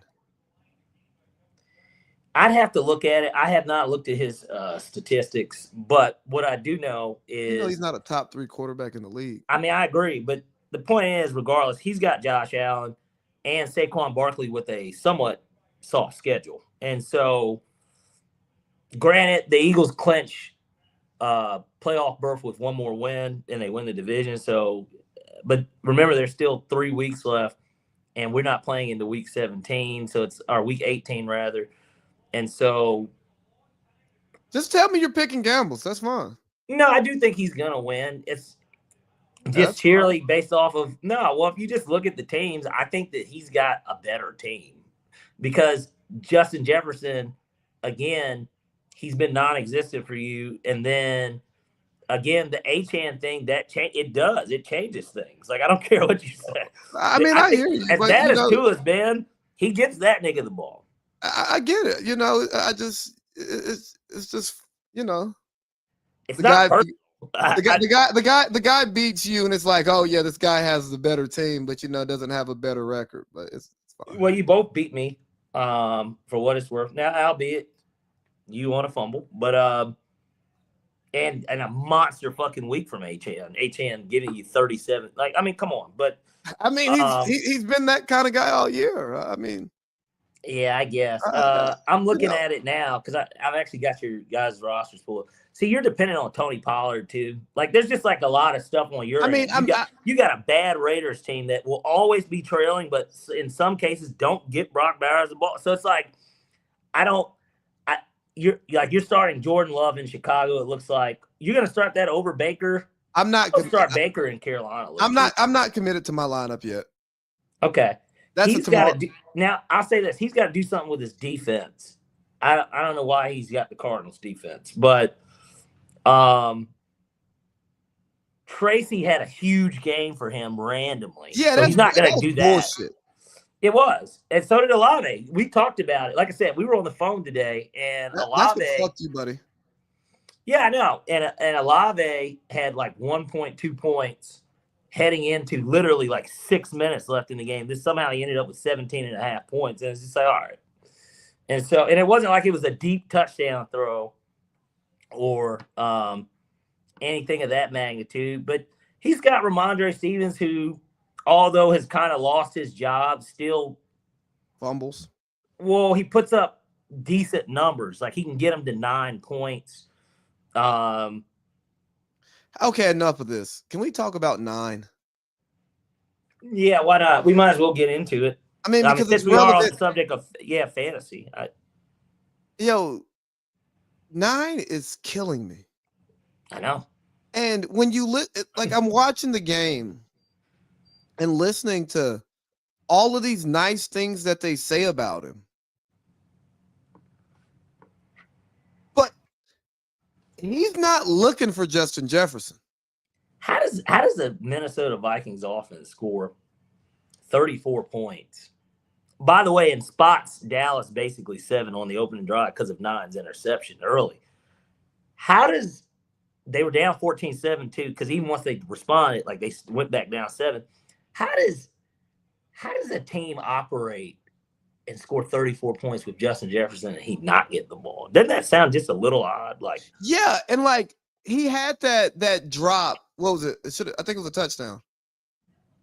But he had a drop, but you can tell he's frustrated. He's in his head, and yeah. 9 looks for Addison and Rager and Naylor, whatever, same person. But like it's obvious he's looking for them, and we joke about it, but it's like, hey, do they have an issue? Like, is this something bigger than football going on over here? Because Justin Jefferson gets open. He can get open. Yeah, I mean, 9, you're not even force feeding him, and maybe you're not being taught to force feed him. It's like, hey, go with the progression. But Justin Jefferson's not a guy who you necessarily go with the progression. You remember in that comeback against the Colts when he had like that one-handed catch over like 3 niggas? Mm-hmm. Like, Kirk didn't just read the defense when he threw him the ball. No. It's like, hey, my nigga better than yours. I'm gonna find a way to get him the ball. One way or another. All I got to do is put it in the county. He'll do the rest. So, as a fantasy owner, it's just super frustrating that JJ McCarthy has so much control over what you do. And I go back to what Justice said. Justin Jefferson's going to drop, and one of you niggas is going to take it. He dropped to 4, and it's. Can you really leave Justin Jefferson sitting there at 4? You could. I mean, I know you could. After I traded him to you, but like, and I know you could, because you're like, what were your options again? Like? Because Bijan, Saquon, and Chase were gone, so you had any other running back. Yeah. And the Nobody only logical Christian McCaffrey was a high ceiling, but possibly lower floor because of the injuries. Yeah. Obviously, he stayed healthy this year and probably has been, if not number 1, then certainly number 2 in fantasy. He's on my no draft list. And that makes a ton of sense. Yeah, it's just too risky for me. Like I'm not.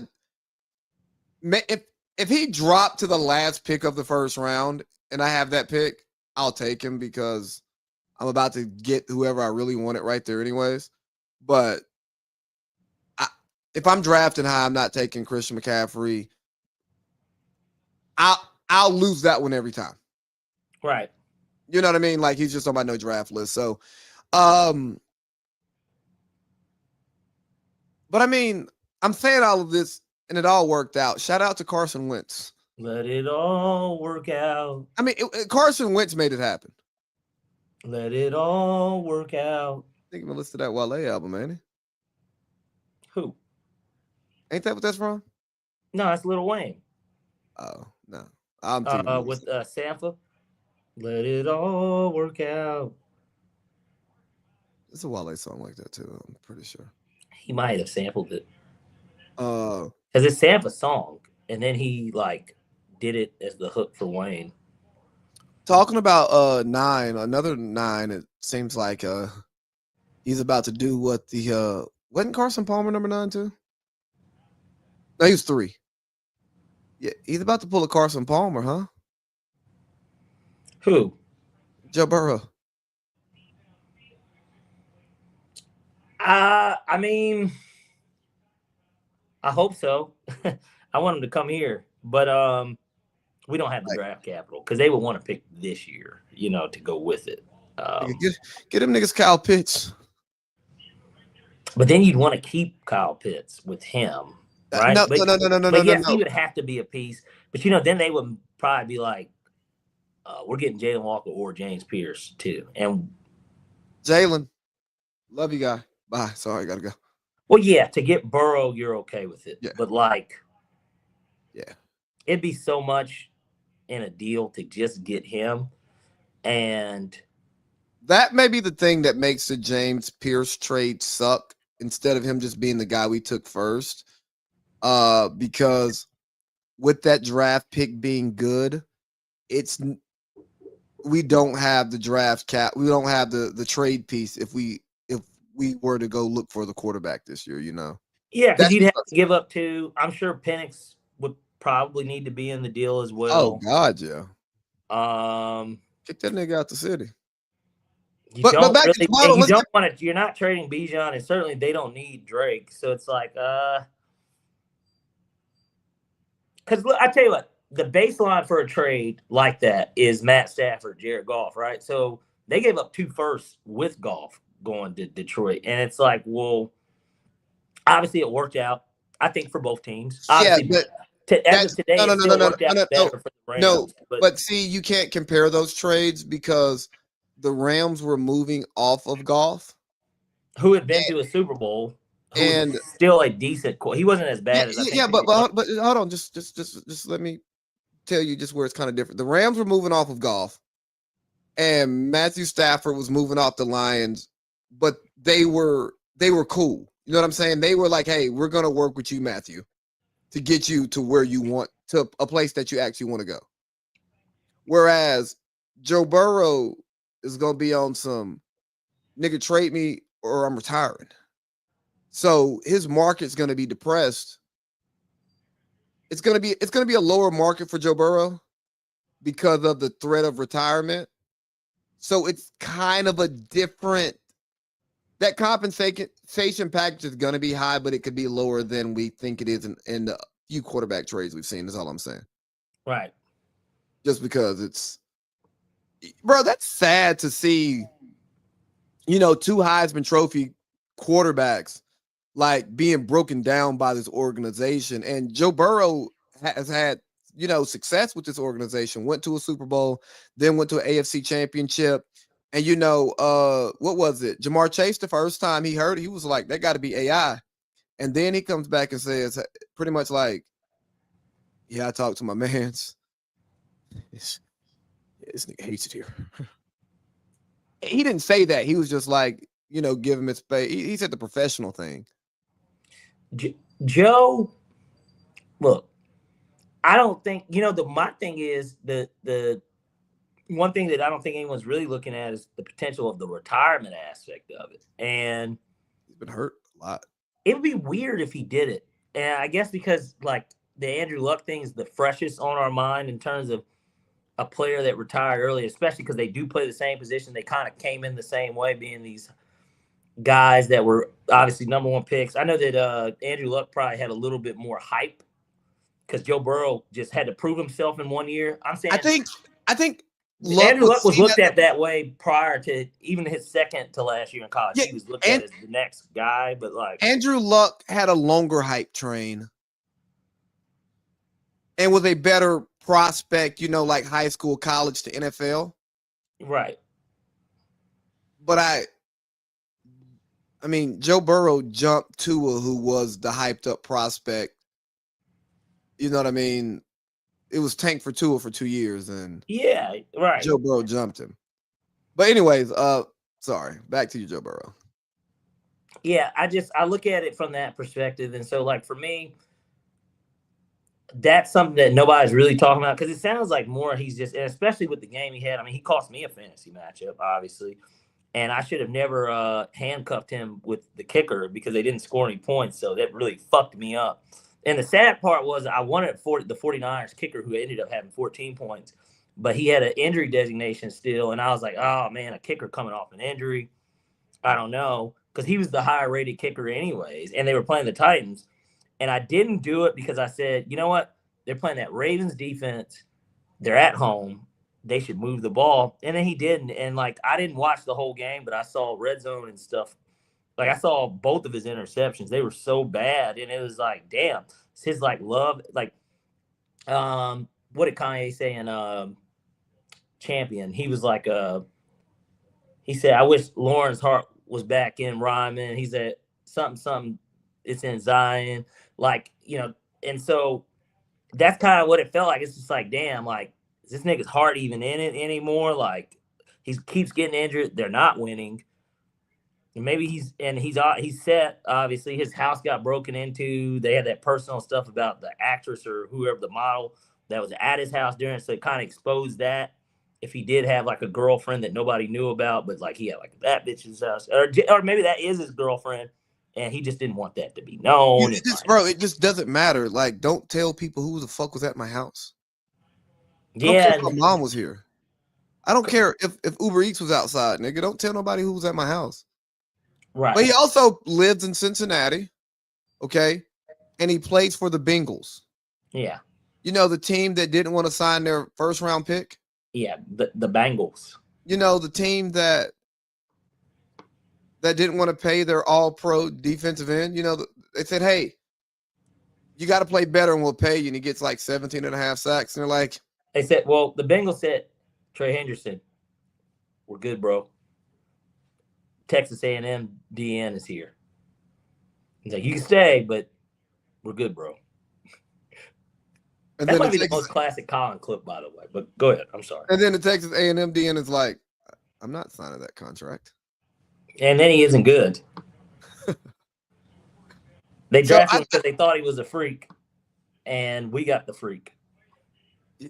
I honestly think it's a combination of the organization, his injuries, the break in. Like, the guy's probably burnt the fuck out, dude, and stressed. And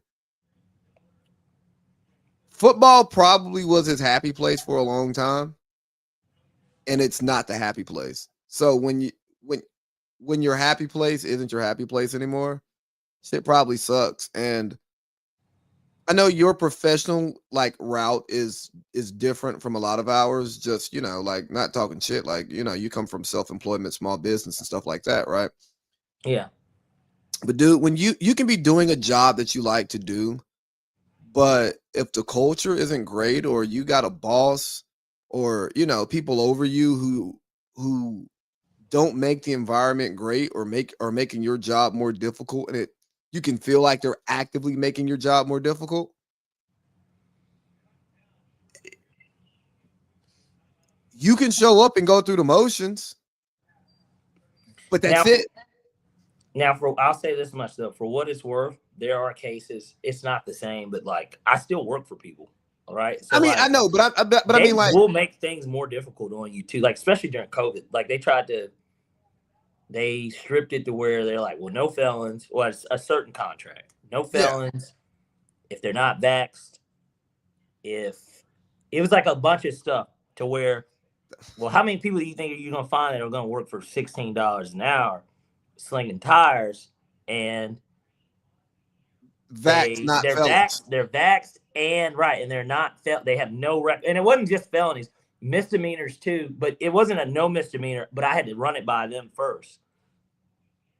Like, hey, dog, if I gotta run it by you, you should just do the whole damn thing. Because it depended on what the misdemeanor was, basically, kind of, and so, like, if it was like a petty theft or like, but DUI, like they were like, no.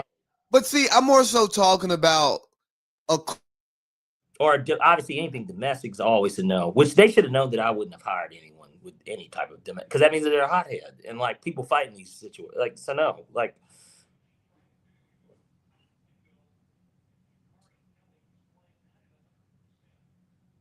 You still there, Lee? Can you hear me? Can you see me? You're frozen. I can't hear you.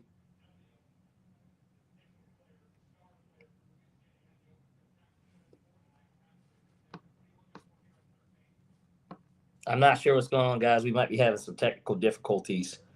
Let me contact Lee here.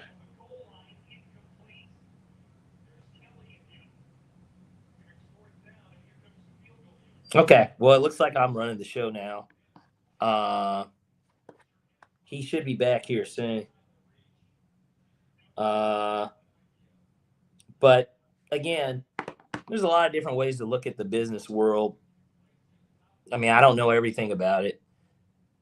But what I will say is this: in a lot of these cases, okay, his internet went out. He just kind of let me know, so I guess I'll just carry this thing for a little bit. But in a lot of cases, you could be in business, whether you work for somebody or you work with people, but technically you work for them, especially if you're a small business and you're contracted by Fortune 500 companies like I've been. It's one of those situations where you have to comply with what it is that they're doing too. I mean, I'm no different than anyone else.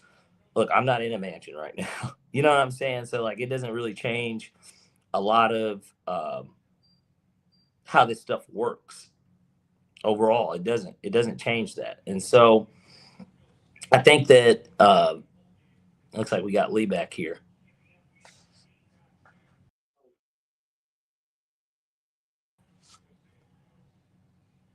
I can't hear you. No, I can't hear you. I see you. You're muted now, but I couldn't hear you anyways. Can't hear you.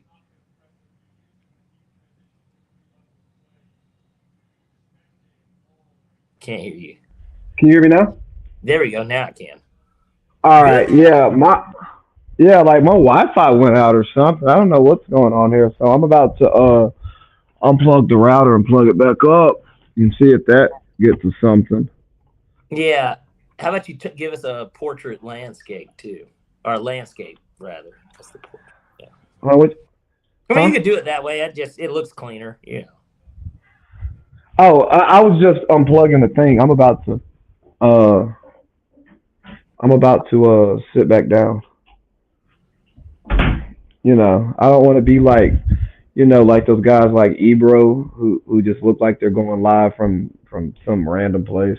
Yeah, somewhere remote. Which I guess we'll get to Ebro here soon. We only got about 40 minutes. Yeah. But Yeah. now again, I was kind of just picking up where we left off there with, in terms of business and in general, even when you're working for somebody, like again, or you work for yourself, everybody kind of works for someone. Like you have to answer to somebody to a degree. Like maybe I don't have to be somewhere at a certain time, but like you still answer to someone. Yeah. And I went to I was literally talking about just culture inside of a building that you have to walk into every day and how that can just drain you and you're just all right, I'm here because I have to be here. Let me do what I have to do. Let me get out. Let me get in here as late as I can be, and it's not a problem. Let me And get leave as out as early as you early can. without it being a problem. Hey, I'm doing my job. And I know I'm not performing to the best of my ability, but like, dog, I don't want to be here. One of the best parts about this is to a degree, I have it from the other side, right? Because even when I Yeah. would go into the warehouse, I'd get to deal with and talk with some of these people. You want to know what the first thing that anyone would ask me, like anytime I came, whether that be in like Texas, California, like wherever, the first thing I get asked, What? can I get a raise? Like that's literally like the first thing that I was asked. And like I would tell them, I didn't lie. I was like, I said, I'm gonna be honest with you, I don't really dictate that. Now, obviously, I could pay them more, but then that hurts my bottom line because that's not the agreement that I have with them. They're the ones that pay you. That's why you don't see me. That's why you see them because they're the people that are paying. They're paying me to pay you, right? Right. So it's like, and that's just the world of temps in general. So it's like, yeah, and in some cases, I've made, you know, changes like to pay somebody. I've Yeah. made changes in certain cases where if a guy I knew deserved to be paid and I couldn't get it approved, even if I was only 50 cents to bump him up, I mean, 50 cents can make a difference. In a 40-hour work week, that's an extra $20, right? And so $20 a week, that could help pay something. That's could be half a tank of gas, something. I know it's not a lot on the surface, but over a 52-week span, it's an extra $1,000 a year, right? 1040 is the exact number, but like, and after taxes, it's really like 7 something. But depending on what you claim and what your marital status and all this other stuff is, but. Look at that. Oh, there you go.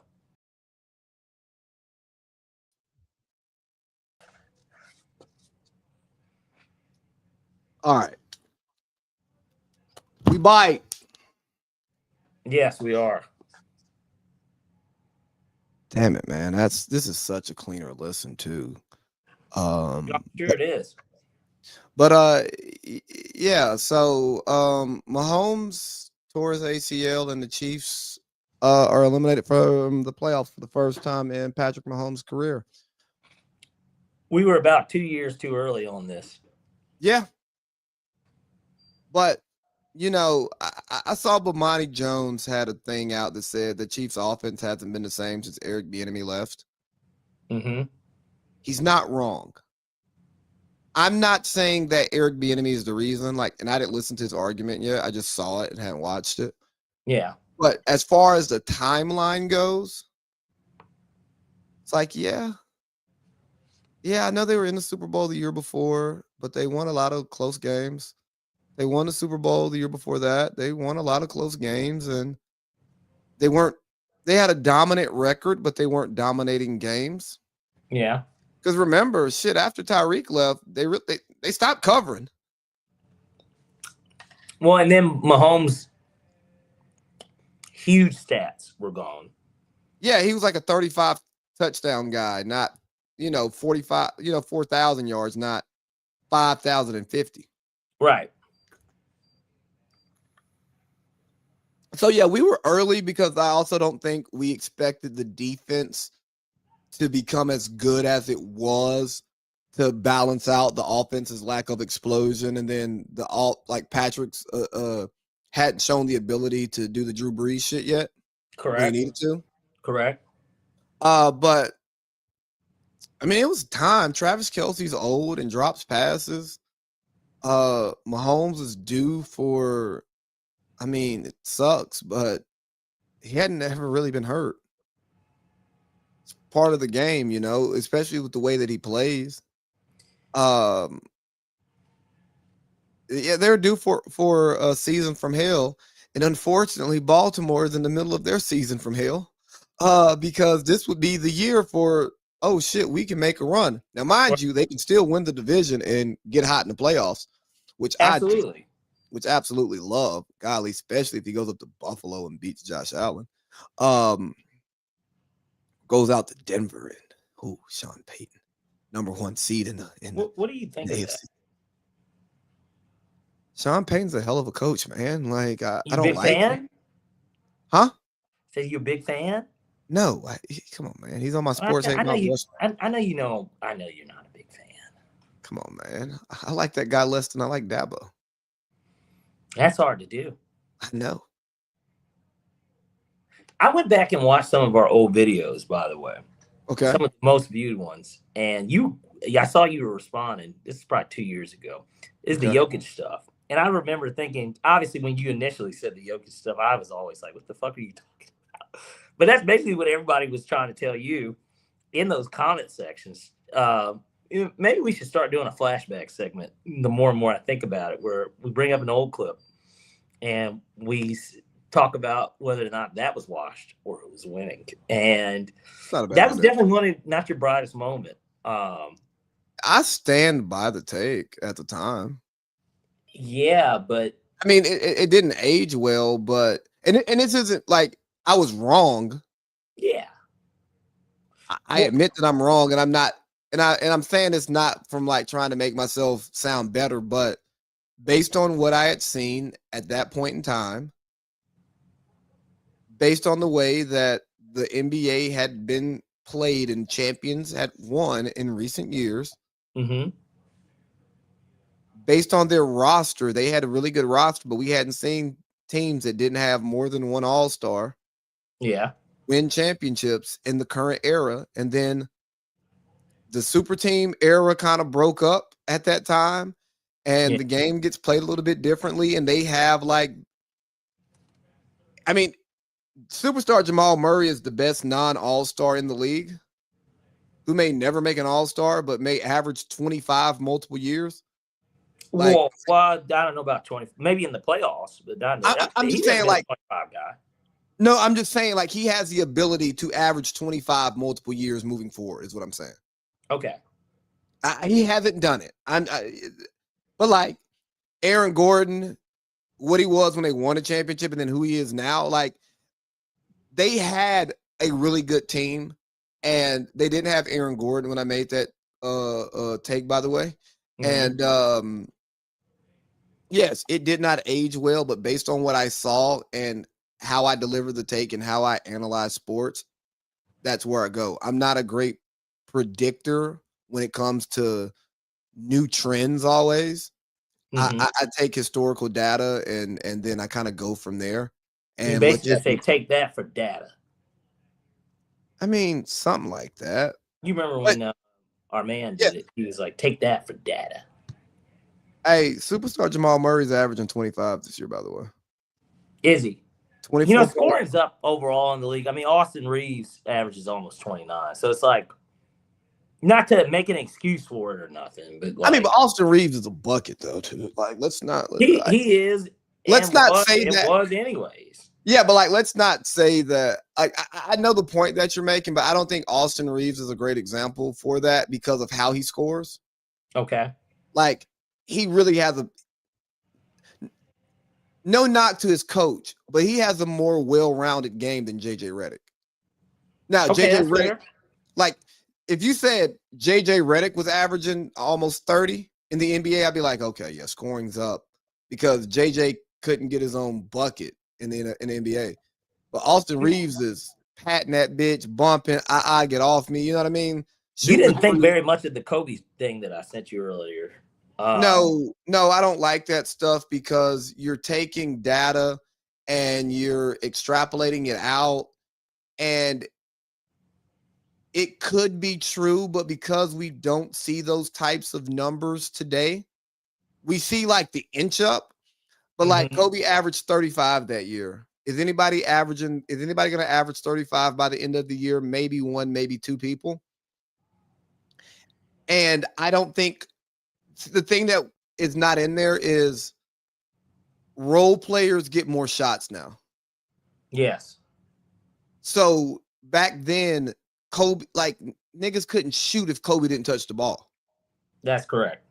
So that's not that context. You can't create that type of context in these situations because there's a chemistry aspect to it too. Okay. So that's why I don't like those.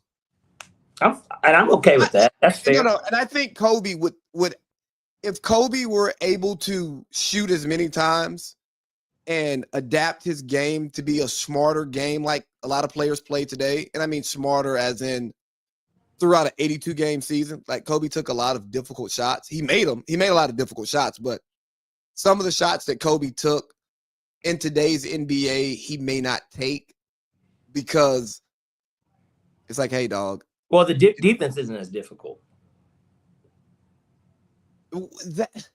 Yeah, it's so not. He doesn't have to take them because nobody's sniffing his ass like Tony Allen. You know what I mean? Yeah, but also with the defense not being as difficult, you're guarding more people too. Right. Because like when Kobe had Mabinga playing center, wasn't nobody guarding that nigga. You know what I mean? Like on some of them teams, like, bro, who's really guarding Smush Parker? So you can more easily triple team somebody. But now, I mean, look at the Lakers. If they have LeBron James, Luka, Austin Reeves, Rui, and DeAndre Ayton on the court, who do you sag off of?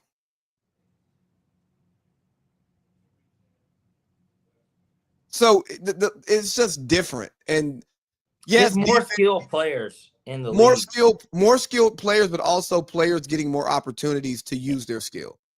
And it's just a different league. Like, again, Pau Gasol today plays, but he's not. He ain't getting out of touch. Pau Gasol's not an all-star in today's NBA. Unless, I mean, Memphis Pau is. I don't know about Lakers Pau. That's what I'm saying. Like, but that's who Kobe played with. So it's like, I'm like, none of those guys are actually. Like, I think Shannon Brown's damn near Bruce Brown today. Yeah. Right? Like, that's like more of his lot as a player. They're like the same dudes. Well, Lamar Odom's a better player today. Yes. But that's why I don't like those comparisons like that, because the game is Lamar different. Odom's an all-star today. Well, yeah, because Lamar Odom's allowed to play point guard today on whatever team. And like Lamar, people be forgetting Clipper Lamar. Like, no, they don't forget him. They didn't see him. Yeah, well, Darius Miles, Elton Brand. Yeah, but like Corey Maggette, fucking Lamar John in today, Livingston when he first got drafted. When he was athletic. Well, before that, horrific fucking. Yeah. But Lamar Odom today is doing what we thought Ben Simmons was going to do. He's doing some of the Giannis. he's doing some of the Giannis stuff, and I'm not talking about defensively, and I'm not saying to Giannis's level, but I'm just saying a guy that's I think he fits more Giannis-y, except for low key, probably a better shooter. I'd say he's a better shooter. Well, yeah, the better shooter, and he's a lefty. But I say the Ben Simmons comparison because although Ben Simmons couldn't shoot, Ben Simmons got game. You know what I mean? Like he can dribble the ball, he has a bag. Pass. You know what I'm saying? Pass. Yes. He has skills. Yeah, Giannis he's skilled. Yes, Giannis isn't skilled. But neither of them can shoot. Well, Giannis is a better shooter than Ben Simmons, but like a more confident shooter, yes. But he's also more, dominant is such a word I don't want to use, but he's more dominant. Yeah. And like Lamar wouldn't have that physical dominance of Giannis, but his offensive production would be closer to Giannis's than Ben Simmons. Right. Yeah. Damn, Lamar. But again, we talked about this, guys that would fit in the league. Rasheed Wallace obviously would be. Oh, golly. Rasheed Wallace would be the poster boy. Him and Rashard Lewis, like those are like the poster boys for. Bro, imagine what the stretch fours. Imagine Dirk not only shoot, but could kind of handle their own dribble. Like, yeah, Dirk. I mean, but see, Dirk's a little different too because Dirk is not somebody. He could bring it up. He's not running point in a game. Like, I trusted Rashard Lewis's handles more than a Dirk's. And Dirk is good in a half-court set handling. I'm talking about Dirk at the top of the key. Like, I'm talking about Dirk. I'm talking about Dirk in the half court. That's all I'm talking about. Okay, yeah. I ain't talking about Dirk grabbing it off the rim and running the break. No, I'm talking about just Lamar has the best handles of those type of players in that era. Yeah, I just mean like running the offense through Dirk with him as a primary ball handler. Well, it would, in a weird way, almost be not as good a ball handler. It'd be kind of Jokic-like in a weird way. Like, more scoring, less passing. Yeah, well, right. But that's what I'm saying, because Jokic brings the ball. He can bring the ball. But, like, and I'm not saying Dirk couldn't, but, like. Dirk would be getting 50 balls regularly, though. Right. And that's the biggest thing. A lot of that stuff, it'd be different today in today's game. Like, can we just take a second? Because I'm happy Dirk's in the media now. Because if Dirk wasn't in the media, I think he could go forgotten. Because, yeah, he was one of the better one of the top power forwards of all time. He's high on the scoring list. But his game wasn't loud. He wasn't a big personality, even though he's funny as hell. But, you know, you got loud KG. You got Tim Duncan, who's just better than all of them. And they'll say it. I mean, I don't disagree with that, but yeah, I just think Dirk could go forgotten. Tim Duncan was. Tim Duncan, the difference with him will always be is kind of the Brady effect, right? Now with Brady, it got proven because of what Bill did without Brady and what Brady did without Bill. No, stop. No. I'm not trying to compare them. What I'm saying is that there was such anything. That didn't improve anything. But what I'm saying is there was such a system because even post Duncan, the Spurs won 67 games. So like we got to see it. Nobody. They won 60. They went 40 and 1 at home. Nobody says that Tim Duncan's a system player. Nobody. No, I'm not saying he's a system player. I'm saying no, but nobody. Just like I don't think Brady's a system quarterback, but because we saw it. I didn't think that Josh McDaniels and Bill Belichick were but I'm just saying it's always because they're gonna be they're handcuffed. But there's never been that conversation around Tim Duncan.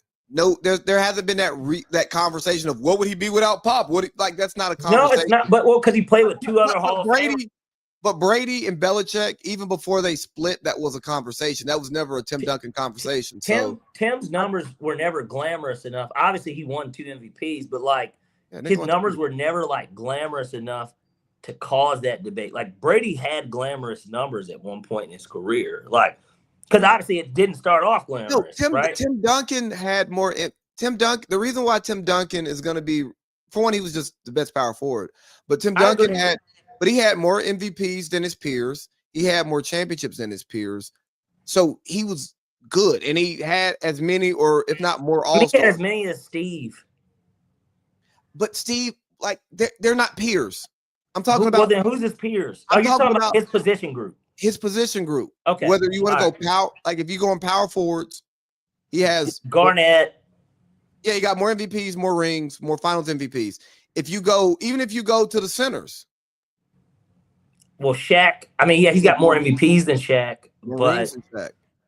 Yeah, you're right. Yeah, he's got more rings than Shaq. But like he's not like, I don't think many people there's not a Tim Duncan versus Shaq argument that exists. And I don't even want to even if you want to look at Popovich, I mean, Shaq played with Phil. So yeah, but like the Tim Duncan, his legacy is so solid that he can disappear. And Pat Riley. So it's like Shaq don't have the coach excuse either.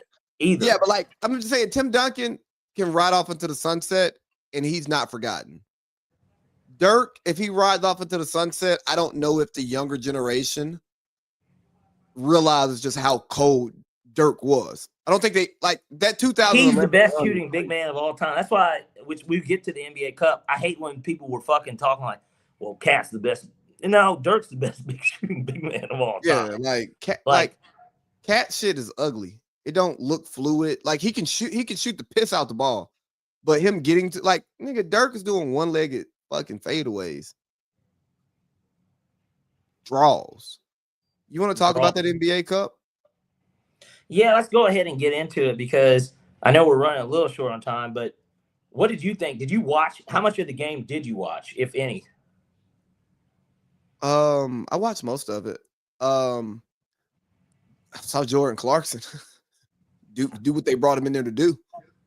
Yeah, what about Wemby? He on minute restriction and his grandmother passed away yesterday. So you know. I know he had the 10 in a row, but like he was on minute restriction. So like we didn't get to see like full Wemby.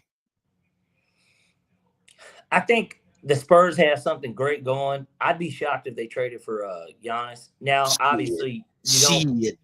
Well, they obviously Castle. I think Castle is who they would want more than Harper.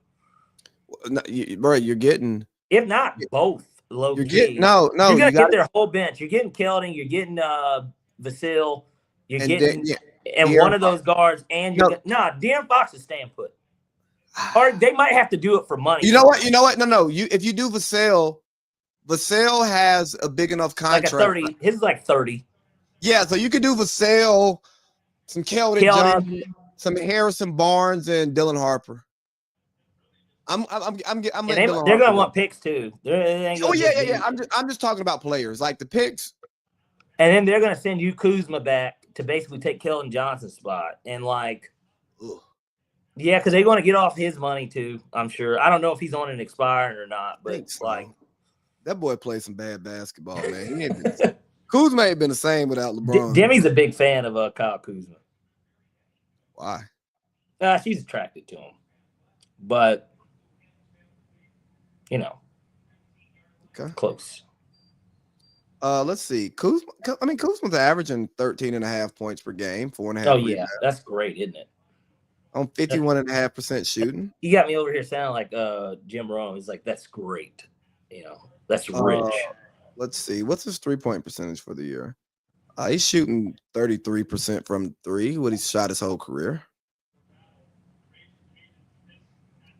I mean, his points is down because he averages 17 on the career, but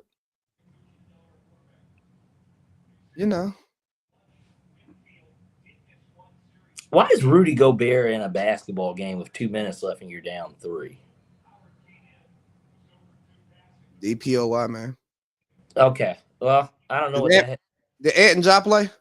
No, neither of them is playing. Okay. Now, here's the thing. I've got Gobert's under on the rebounds, and he's 1 away. And I'm like, well, why is Naz Reid not in?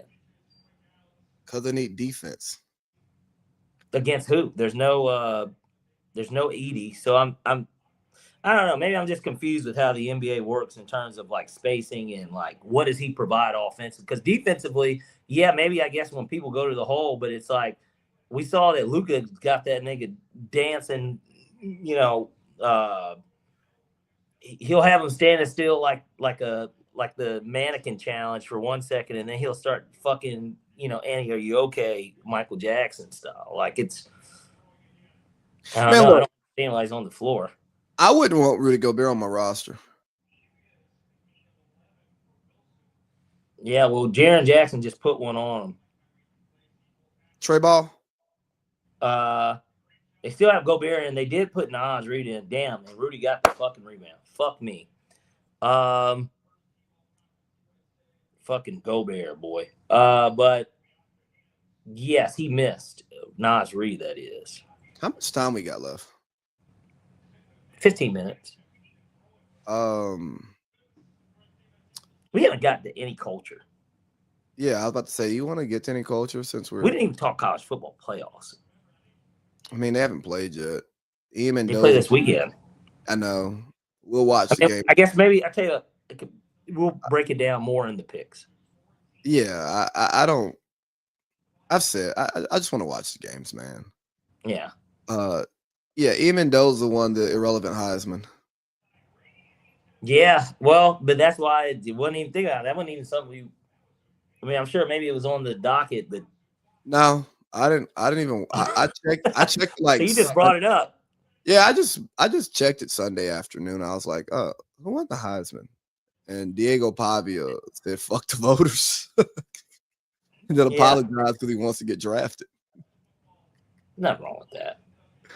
I mean, he has to know he can't tweet that or put that out, even though that's on brand for him. I feel like he's trying to lean into this Baker Mayfield type persona a little bit, but like, because like the stuff with his mom is just kind of out of pocket, you know. Yeah, I get it. I'd go in her pocket if she allowed it. Yeah, they're gonna lose to Memphis, by the way. Minnesota is another team. Yeah, I know we'll get into Christmas Day slate next week, but boy, I don't know what to think of them. Who? I know there's no Ant-Man tonight, but like they honestly still shouldn't be losing to the Grizzlies without Ja either. Like, I mean, Ja ain't really doing shit though. I know, but it still is also like, should they be losing? Yeah, they may be a better team without Ja. Yeah, and they kept Rudy Gobert's bitch ass in for this, and now they're going to take him out because he can't shoot threes, and they're down 8 with 40 seconds. Apparently, Diego Pavia's mom is in her late 40s, early 50s. Oh, would you smang? I mean, if she expressed interest, I'd consider it. She bangs. I mean, she's not one that I would just like walk up. She moves. She's not one I would just like walk up and talk to. But what do you want to talk about in culture, man? Well, I brought up the 21 Savage. This is real time today. Him essentially, I guess, calling out the amends he's made along with what people should be doing, whether that be the Migos or Gunna and Young Thug, and then he called out Little Baby to a degree, MP.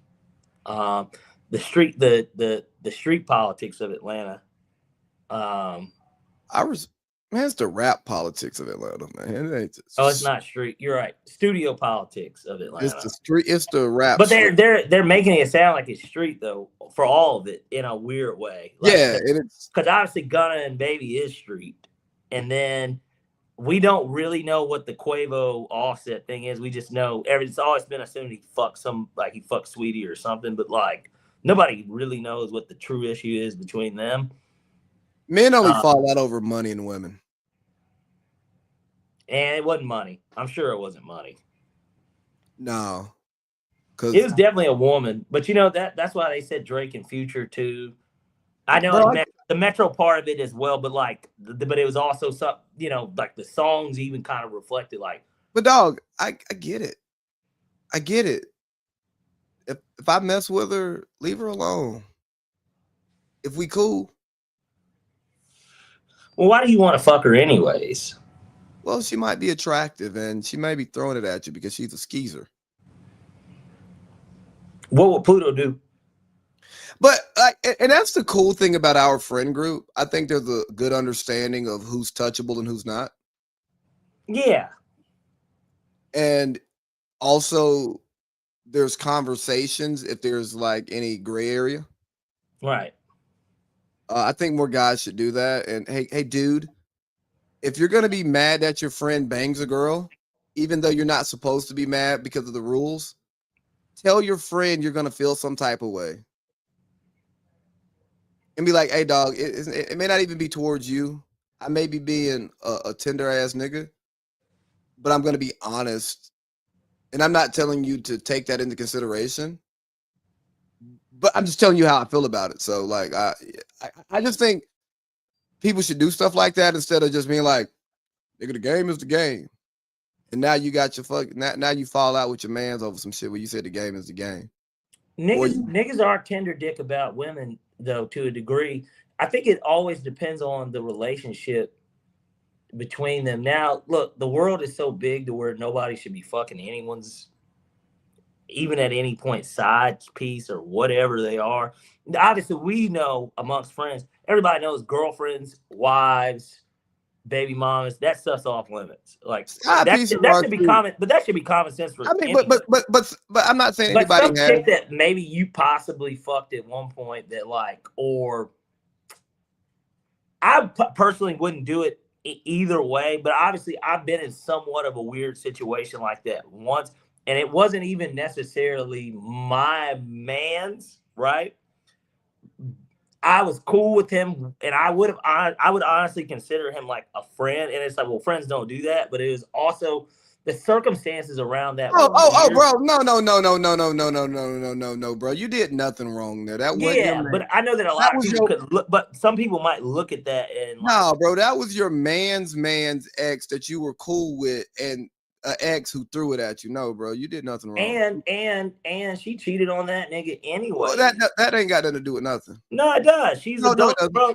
You treat a dog like a dog. No. You can't do that, because then somebody could turn around and say, "Oh, you cheated on Shorty too, on Shorty." So no, but well, then they can believe that, but that isn't what happened. No. I'm not saying in that situation. I'm saying, oh, if you cheat on a joint, and then somebody's response to you is, well, bro, you cheated on her, so like, what do it matter? Nah, I don't think the cheating in the conversation that you're having, because you're more so talking about like a loyalty to someone else versus like, was it morally right or wrong to do this just in a vacuum? Yeah. Like, I don't think the cheating matters. Now, if you're just talking about like fucking, if you're just describing her character, then the cheating goes into that conversation. But you messing with that girl and her throwing herself at you, her cheating or not, like, you ain't do shit wrong. Like, yeah, but no, like, I agree. I'm just saying it can be looked at a certain way. Everybody likes to twist it how they want, but like, we could talk about a real situation. We'll say a couple months ago, but it wasn't that long ago. You hung out with somebody who I have a connection to, even though it's not that deep. You know what I mean? Yeah. But you still gave the heads up, like, hey, this is happening. It ain't that. I'm just letting you know, because I'm not a fuck nigga. Right. And I don't want it to look like I'm doing X, Y, Z, even though I know it's not that, and we shouldn't even have to have this conversation. But if it comes back to you that we were hanging out, that would just sound weird. Well, boy, and then the way that you painted this picture of what's Hey, let's not. No, we're not talking about anything. I'm just saying in general. Nobody knows what I'm talking about, but yeah, that sounds like that's a heard through the grapevine all the way. Oh yeah, and which actually, I guess when we get off, I want to get into that a little bit deeper. But you want to update? Yeah, yeah. I mean, we got about 6 minutes here, but hold on. I think there was one thing I did want to like quickly like yell about. Go ahead. Yeah, because culture. I brought up 21. What was your culture? Oh, the Jasmine Crockett soundbite. Oh man. Like, I think it's really important for me to respond to this soundbite out of context, because I haven't listened to the whole thing, and I understand that this is probably a right-wing page trying to push a certain narrative. Yeah. But I don't think putting these words together in any situation is ever okay. Okay. So here we go. Hold on. The question is. So I had to go around the country and educate people about what immigrants do for this country, or the fact that we are a country of immigrants. Right. The fact is, ain't none of y'all trying to go and farm right now. Okay, so I'm lying. Raise your hands. You're not. We done picking cotton. We are. You can't pay us enough to find a plantation. No, that's right. So I had to. All right, so Hey, you heard the nigga in the background. I know that's right. So that was Jasmine Crockett at 125th church anniversary speaking. Jasmine Crockett is an African American congresswoman representing Texas, and she was speaking to a black crowd. Okay, and that's the problem. You can't pay us enough to pick cotton. Do I want to pick cotton? No. But am I above doing manual labor in order to make a living and to provide for myself and try to provide for my daughter? You know what I mean? Yeah. And that's the problem with so many niggas. And more importantly, these fucking hard R's that we talk about. Like, yeah, we joke about it and laugh, but it's a serious thing. If you're poor, you shouldn't be too good to do anything to make money that's not compromising your morals. And picking cotton, although there is a nasty history of black people picking cotton in this country, my nigga, if they're paying you a fair wage to go pick some cotton, go pick that cotton. Also, every immigrant that comes to this country is not a manual laborer who doesn't know shit about shit. Some immigrants come over here to go to fucking school. A lot of them are rich as fuck. Yes. Right there. I mean, let's get down to the brass tacks of it. But dog, I think about Cindy's family. You talk about immigrants, and then you want to talk about people who are American citizens who were once illegal immigrants, right? Her dad came over already having gone to school to do construction and like some architecture type shit, right? Like he can draw blueprints. Yeah, better opportunities. Anyway. Right. Yeah. But like, yes, he's a Hispanic working in construction, but he's not just driving a fucking nail into a goddamn wall. You know what I mean? Yeah. He's managing big projects. Yep. Her mom came over. Yes, she started off cleaning houses, but she did that to, put food on the table and pay her way through school. Mm-hmm. And now she's a fucking nurse. Mm-hmm. So don't misrepresent what black people should be doing if they're unskilled and uneducated and poor. But don't dim the light on the great contributions that immigrants have brought to this country.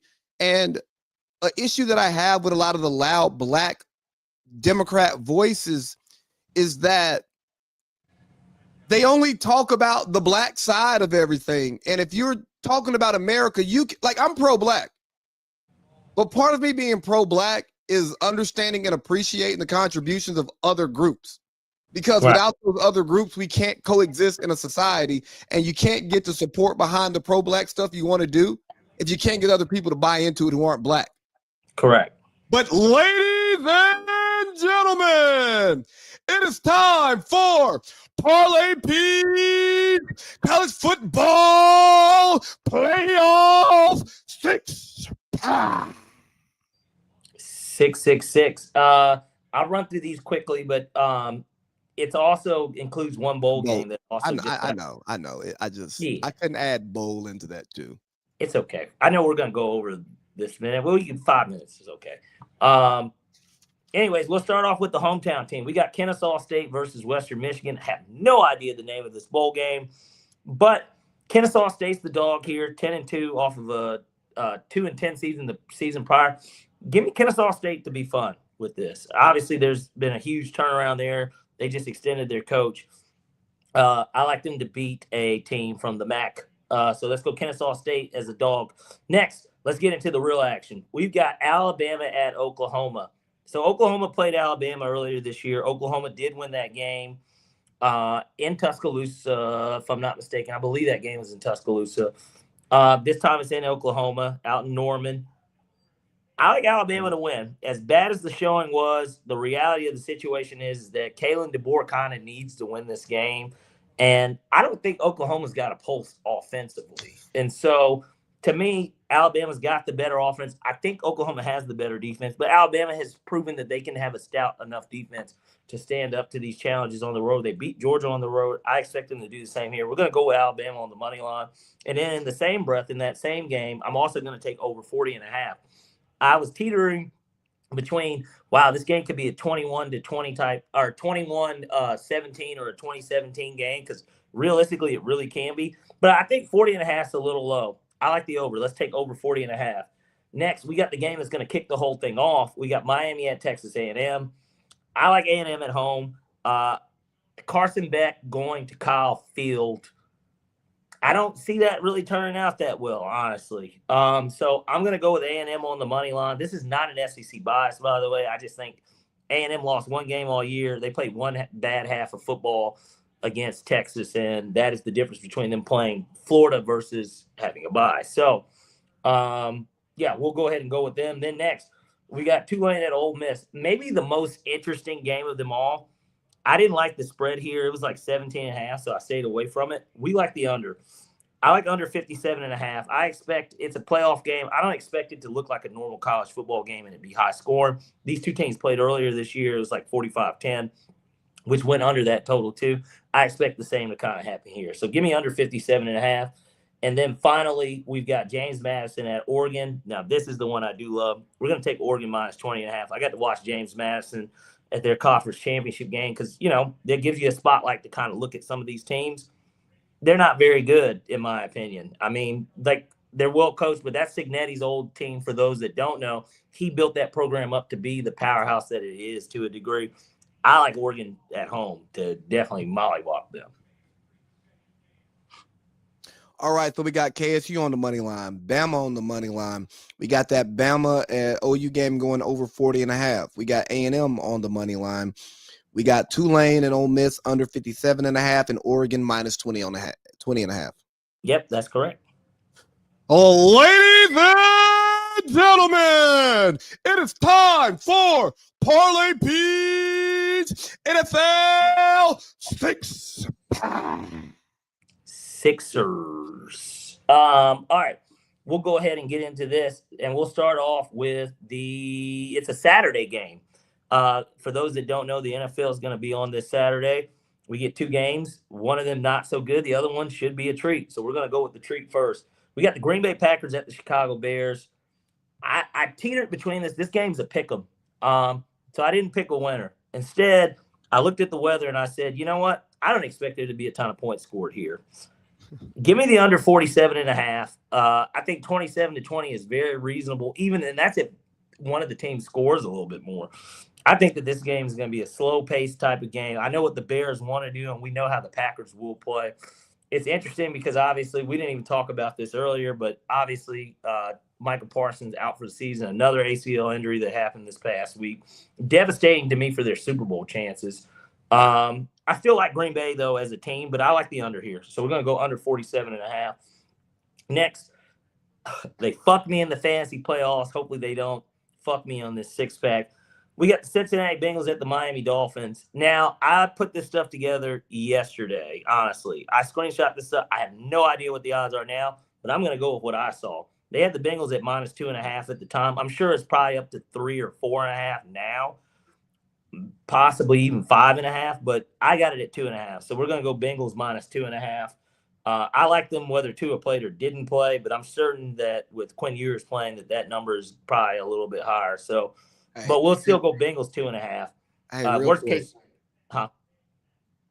Troy was pissed in the fourth He's quarter. probably cold. You know, in those booths, sometimes those guys are still cold. Man, listen to him talk about Miami and that final drive. Troy wasn't happy. Look, Troy wasn't happy about the money he spent at UCLA. That shit left a bad taste in his mouth because Dante Moore left. But I digress on that. Next, so I scratched this one out because Drake London's playing. I was going to take the Cardinals against the Falcons. We're not doing that. We're just not going to touch a Falcons game. But I did like the Cardinals prior to that. But with Drake London playing, I'm not touching it. So I'm going to sub it out because there was another game I really liked. It's actually the game that's on tomorrow. Cincy minus 4.5 now. 4.5? Yeah. I still like that too. I mean, it doesn't matter. I still like that too. But either way, tomorrow's game, we got the St. Louis, LA Rams at the Seattle Seahawks. So there's no Devontae Adams. The Seahawks look kind of shaky against Old Man Rivers, in my opinion. So I watched a lot of that game. They still lost. Well, walk off 60-yarder.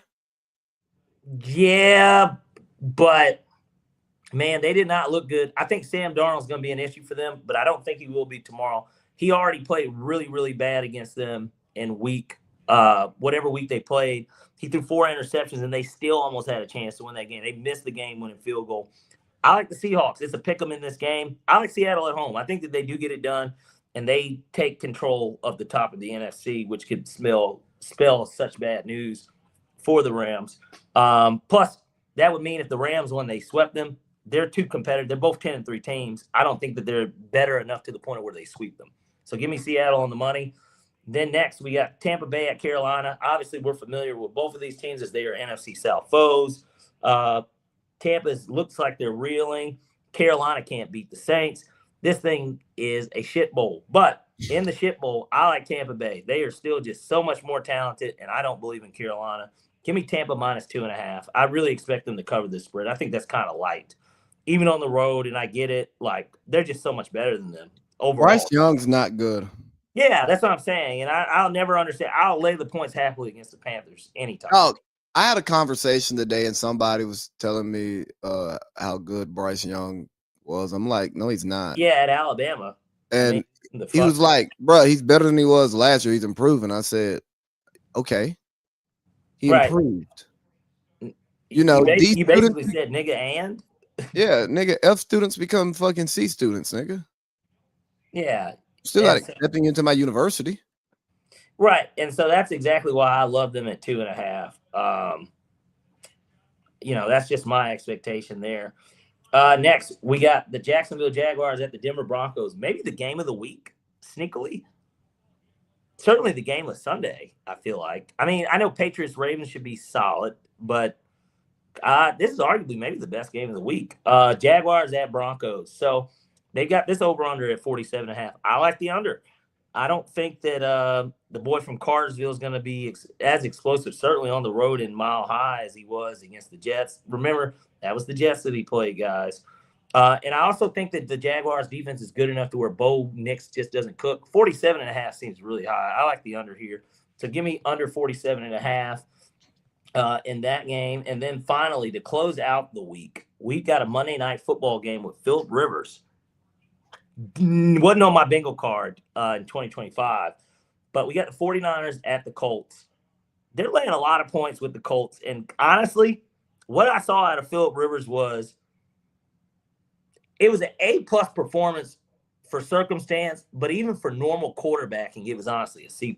So he wasn't bad. And the defense.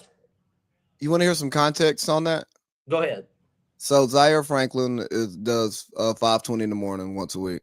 Mm-hmm. And he was talking about it. He was like, yo, like Phil and Steichen talk every week.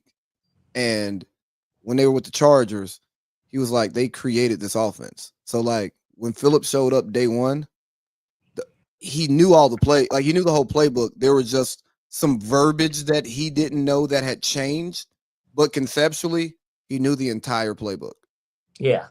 So between him creating the offense with the coach, still being able to throw a football, not being mobile, and being in constant communication with the coach because they have a great relationship, It makes sense why he came in instead of bringing in Colin Kaepernick, Shannon Sharp. Stop fucking pushing this stupid ass lib narrative. Hey, Cam Newton, sorry, I'm taking over this shit. Cam Newton, no, nobody's bringing you in. You don't know the offense. You have a game built on your physical abilities, not your fucking mind and your arm. We have to change too much shit for you. If AR-15 was a starter and got hurt, different conversation. But nigga, you don't know this offense. You haven't been in this locker room. And we need you to play immediately. Like this isn't a early in the season thing. This is we really need to win football games right now. Yeah, and will Steve even let you out of the deal? Ain't no telling. Well, anyway, no telling. But for the pick itself, I like the Colts plus 7.5. I think that they're giving them a lot of points at home. That's a lot. Don't you think that's a lot? Yeah. A full fucking over a touchdown, low key. Like, that's a lot of points. So, yeah. The Colts are at home. I expect that crowd to be even more fired up. They still have a path to the playoffs. Give me the Colts plus 7.5 to finish this thing off. All right. So we got Green Bay at the Bears under 47.5. Cincy. We're taking. You took the Bengals at minus 2.5. That line. That's what they were at. So if it's with the Ewers news, I still like the 4.5 too. But the Lions now at 4.5 according to ESPN bet, and you'll take that. Or whoever ESPN gets their odds from. Seattle on the money line. Tampa Bay minus 2.5. Jags at Broncos under 47.5, and the Colts plus 7.5. Yeah, and I know that you like it. Or no, I like it, but I know that you love it. So that means it's time for Lee's 3. Lee's 3. Lee's 3. All right, so I'm gonna give college football a little bit more love than I usually would. Oregon minus 20.5. It's sweet. Pound it. I mean, pound it. All right. I'm out of town, thugging with my rounds. That type of pound. Yeah, absolutely. Give me Bama on the money line too. I'm happy Venables got into the playoffs because he bought himself two more years, maybe 3. Yeah, Cowherd was trying to fire him. When he should be worried about Kinky Link. But anyways, Bama, come on, man. Come on. And then my one NFL pick this week. Give me Tampa Bay minus 2.5. I really like Tampa Bay minus 2.5. I think that offense. Well, you need it. Is going to come out firing on all cylinders, and Baker, Emeka Buka, and Mike Evans are going to have a hell of a day. Yeah. You can pick up Cade Otton, too. He's sitting out there. I wouldn't start him over Brock Bowers. Oh, well, yeah. Duh. Like the potential of what Brock Bowers can do, I supersedes even a great game from Cade Otton. Yeah, because I got like a 30 ball out of Brock Bowers one week. Yeah. And Parlay Pete, I'm gonna hang this up and call you. All right, let's do it. All right, dog. You have a good week now. Stay tastes good, people.